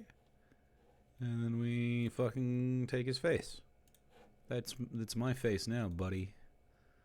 Your face is mine. We don't need all his Nazi shit. We just need himself. All right, I'll be working on this in a second. We did it, chat. Phase 1 complete. I put my passion into this plate, so I know she's looking down on me in heaven saying, good girl. Okay, maybe that is a clip. What the fuck is wrong with people? I know. Look, she's never gonna feel weird for saying that in her whole life, but she oughta. That's fucking weird, man. It's weird shit. I know she's looking down at me or him. I don't think that's a comforting thought. I think it's ucky, frankly. Frankly, it ucks me. It makes me feel ucked. I guess we gotta make this a square. A perfect square. Perfect. All right. Describe the dish, please. This is me on a plate. It's my It's me on a plate. It looks good. I'll tell you what. southern fried chicken, garlic roasted mashed potatoes, and a biscuit. It might seem basic, but it's really dear to my heart because my grandmother was very poor. And when they could afford meat, she'd make pan-fried chicken in a cast-iron skillet. Sad cry when they could afford meat in the red state that I still vote for. I'm dying to taste it. Where's the gravy gone? The gravy is on top of the mashed taters. Gotcha. Mashed taters. I like her, though. Taters? I'm caught between what is presumably not a very bright person with her wholesomeness. Or potatoes. When I think of Southern home-cooked food, I think of this dish. Thank you. And this could be a cover picture of a Southern cookbook. What the fuck is with Joe today? He's so nice. I think tonight you've taken a big risk. You're baking biscuits. Nobody else is baking anything else separate, so I'm pleased. Thank you. How's the chicken cooked, all right? I love the seasoning of the chicken. The mashed potatoes, I would imagine Grandma making those. But good stuff right here. I can capture the essence. Thank you. Appreciate it. You know, it looks like it tastes. It's super, super homey. The one issue I've got with this dish is the fact that the mashed potatoes are so wet. You've overcooked the potatoes. It's taken on too much water. And so whatever you add into that, it just becomes even more watery. Chicken, for me, is cooked fine. And the star of this dish has to be those biscuits. But what a shame that mash is nowhere near up to the standard of MasterChef or even your grandma. Or even grandma? Oh, shit. Dude, she just almost cried because she said, I love grandma, and then you said your grandma would fucking hate this. That's fucked up, man. Grandma would fuck... I'm glad she's dead, so she doesn't have to see the disappointing mashed potatoes you made. I'm sure she wouldn't trade even a second of life to be with you to see this tragedy. Chad, I think 159 will work in a second. Everyone relax. Renee, chin up. Clamoring. Next up, Sherry. Please come down with your dish. Thank you. I know he said, please come down with your dish, but I heard dick. And you can't stop me or my brain for having heard that. Ooh, that's a bingo. 159 is live. I'm sure it has a little bit less excitement because we already have the bingo. Nonetheless, feel free to rip it whenever you like. 159 is bingo. Gordon wants me to cook different cuisines, so it makes me nervous knowing that this is another Indian dish. I know that my chicken and my potatoes are good. Real hype for the people that have been excited so far about their dishes. This is all real. But there's not going to be any BSing him with this. So I did a tandoori chicken with a traditional yogurt marinade, some turmeric and cumin spiced potatoes, and then my chutney turned into a foam. Wow. Is that bad? It could foam. You can foam it. Fortunately, I added too much liquid. I had to save it. I thought fast. I ran back, grabbed some cream, threw it in a siphon. You get a foam. Not bad. Let's get it straight. Visually, looks pretty tasty. It looks beautiful. Thank you, Chef. Yeah, and one of the difficult challenges with Indian food is how do you present it beautifully? Mhm. And I think you solved that riddle. Thank you. Dude, look Yeah, at it looks Bing knowers dodging these fucking things. It's really nice. It's a great balance between I certainly... think Team Challenge is out unless something else happens. Woke Agenda would have to be mention of the gayness, I think, or a gay feeling moment or something like that, or mention of like the struggles of a minority population or anything. Wokeness, obviously shoving it down our throats, making us all woke and gay. Panic would be a thing, but none of them panicked during the challenge. They were just like, good to go. I don't know. Undercooked and wacky food could happen. That could happen. The Indian colors and upscale plating. Thank you. Should we taste? How long do you cook the drums for? For about 15 minutes.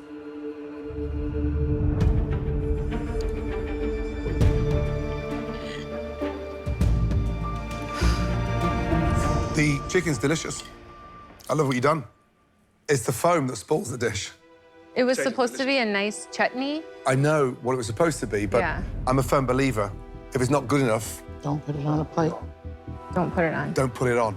So you make this delicious chicken, beautiful spiced potatoes, and you spoil it with, you're saying, a fake chutney. It's a mess. Yeah, you know what? I have to disagree with Gordon. Oh. I actually like this little faux chutney, whatever you did. It's a cooling element to all the spice. Yeah, I think that the sauce, the foam is excellent. Oh. The potato recipe I'm going to steal from you because it's spot I would on, love to spicy, share it. delicious. Very good dish. Good job. Real hype. Next up, Micah, please, let's go. Making coq au vin was definitely a risk. It is a tricky dish, but I think that it'll be good. You ever been there? But I think that it'll be good. Me too, dude. Yeah, I'm rooting for him. I think I like most of the people besides Noah on this. Today I So made far, they've coq been au vin featured. with sauteed. That looks good as fuck, brother. That's well plated as well. That reduction looks silky as fuck.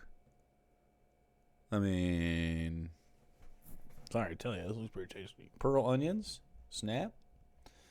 Pearl onions and mushrooms and roasted carrots. If he got it done in time.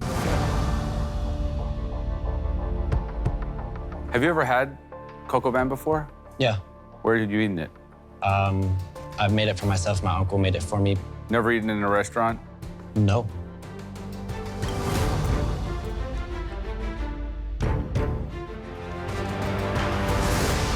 Unfortunately, you picked a dish that, without having tried an original version, is impossible to duplicate. It's just that particular. You've got balls of steel, young man, to try and do a coq au vin in 45 minutes. In France tonight, that dish takes 4 hours. It's got that red wine taint, but there's no sauce. Coq au vin is traditionally served almost in like a casserole, ladles, red wine, rich, delicious flavor. Yes. Chicken is cooked beautifully, but it's just not a coq au vin. Yes, chef. Kimberly, please, let's go. So it's like pre-coq au vin? Coq au vin? What? I don't even know what they didn't really describe what he's missing, just because it was what I assumed was just not cooked long enough because it wouldn't.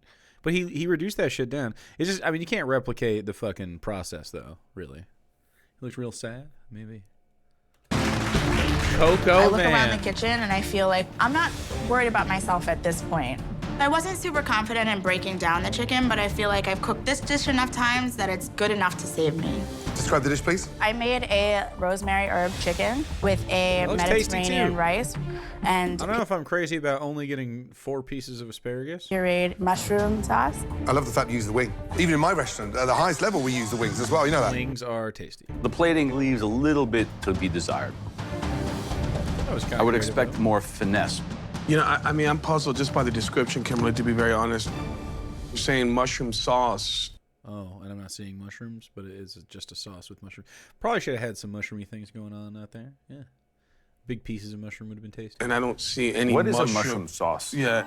When's the last time you pureed mushrooms? If I make a mushroom sauce, it's rehydrating a dried mushroom. For pureeing? I've never pureed a mushroom. Aaron, no. when's the last time I you don't do pureed that. mushroom? No.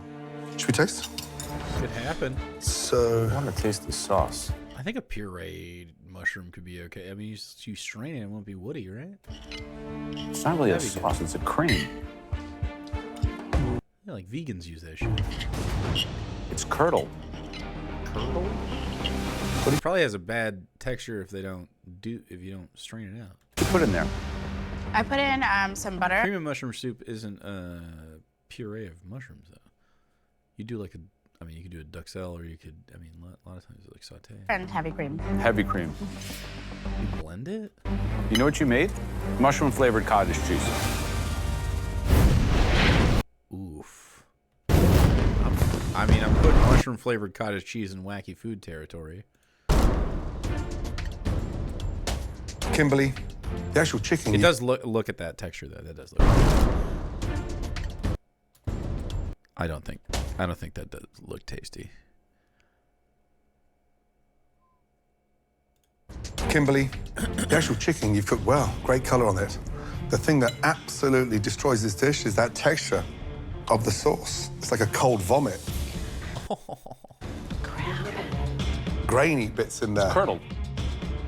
I gotta say, the rice has beautiful flavors. The chicken is cooked well, to your point. But that sauce is very off-putting, Kimberly. Yeah, I prefer to see the mushrooms in the rice. It's a shame because you've cooked the chicken beautifully. Okay. Thank you.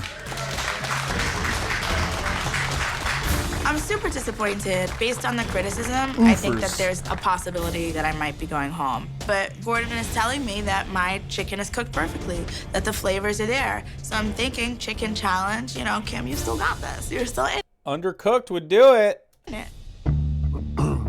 Fuck. They didn't mention anyone being Some undercooked. outstanding dishes. I mean, where do you go? Like, Look, there's two Strodes here. I think the people who went the super traditional route did recipes that are familiar to them, and those who push the envelope. And I think there are winners on both sides. Yeah. It's those that fell short we need to penalize. Yeah, I agree. Okay. First of all, well done. That cook was extraordinary. The energy, you did yourselves proud. But it is a competition. And sadly, somebody is leaving tonight. Sherry. Staying. Sarah. Staying. Please, head upstairs. Two of the best dishes of the night. Pick up There you audio. go. Pickup audio could go on. We do that sometimes. Micah, you presented as a coq au vin. Wasn't a coq au vin. It was a sauté chicken finished with mushrooms and onion. But the chicken was cooked beautifully. Beautifully. Head upstairs. Thank you. Good job, Micah. I don't think the judges hate Caesar. I think he did better than. Thank you, Jesus. Renee, wasn't hers fucked up too? Suba. He's safe. Tonight, you executed a Southern Indian-inspired dish. It didn't look the most attractive, but we all agree it certainly tasted on point. Suba, head back upstairs where you belong. Thank you, Chef. Thank you, Chef. Good luck, guys. Good luck. Great job, Suba. It feels good walking up to the balcony, and I wanted Noah to come and put that apron back on me because he was the one who put me down there. Well done. That's redemption. I gotcha. I'm Oh my God, he seems fucking salty here too. to stay. I'm here in it to win it. Is he such an asshole? The rest of you, please come down to the front. What's going on? It sucks. I thought I hit the home run with this, but once again, I find myself in the bottom three. This is not where I want to be. One of you three has cooked for the very last time in the MasterChef I gotta kitchen. see it real quick. Kimberly, Show us one more time. The only one Ooh, is she crying? that cooked a chicken wing. Did we cry? But Sad cry? the sauce was That's broken not a bingo, and- though, so I don't really care. Keep your tears. Texture of a cottage cheese. Water, the fried chicken, crisp on the outside, slightly dredged in flour, a little bit too heavy. Potatoes delicious. Touch of seasoning missing. I think he's fine. Renee, you give us a take on Grandma's fried chicken with a biscuit. It lacked a touch of finesse, especially with the mashed potatoes. You should know how to nail a mashed potato. I think it's the gross mushroom thing. I think she's going home. Damn. I think Renee's safe. Somebody has to go home. Although she's my second. She's second. Wood is safe. Kimberly's going home. My guess. Kimberly, please step forward. Oh, fuck. Yeah, I'm right. I'm right. That's it. Kimberly, I'm really sorry to say, but you've cooked for the last time in the MasterChef kitchen. Nailed it. Walter, Renee, head upstairs, please. Thank you, chefs. I'm feeling really relieved, but I need to start delivering on these challenges because I don't want to be in the bottom 3 again. I want people to know that I'm a force to be reckoned with in this kitchen. Thank you, God. I'll never understand it. It's like, okay, so God thinks this other person sucks. Kimberly. There's no God for you now. Only Satan can save you. Promises you're going to continue cooking. I will definitely keep cooking. And then if Renee doesn't win, which, I mean, like, let's be real, at this point, it does not look like she's the one that's going to be doing that. Does God abandon her or what? It's okay, girl. We got it. Okay, you better say something fucking woke right now, though. Redeem yourself. Say something woke. Say something woke. Thank you for giving me the opportunity to cook in this kitchen. It's something that I will never forget for the rest of my life. So thank you. Great job, Kim. Proud of you, Kim. I feel sad No one wants to fucking hear from you, Noah. that I'm going home. Proud of you, Kim. Your opinion means fucking nothing. At the same time, I'm grateful that I had this opportunity. I like Go kill it, guys. Go kill it. This is not the end for me. This is just the beginning. Okay, why? I think that's the abrupt end. I think it is. Abrupt end. Yep. I can't believe it. We fucking dodged one. We dodged one. That's a Gord no. That's crazy. That's crazy. I didn't think we would do it. Congratulations, knowers. You did it. You skimmed. You skimmed by. Good card for the knowers. Sheesh. Sheesh. It's fun. All right. I'll be back tomorrow for Crimbus Eve. Wahoo! Wahoo! It is. I'll probably be a little bit earlier. I don't want to be so late because I got to get up like most people Christmas morning a little bit. So I'll try not to be so sucked into my other shit that I show up in the lateness. But we'll stream. We'll stream more.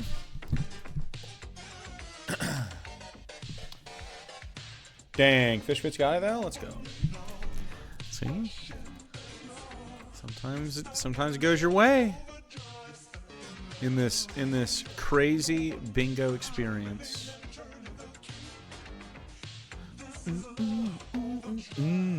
All right. If I don't see you tomorrow because you're busy or whatever, or Jesus comes back and we all get raptured because we're good Christians, then I'll have your face. If I do see you tomorrow, then I'll have your face. I'm very equitable. It's quite woke of me. Have a good day.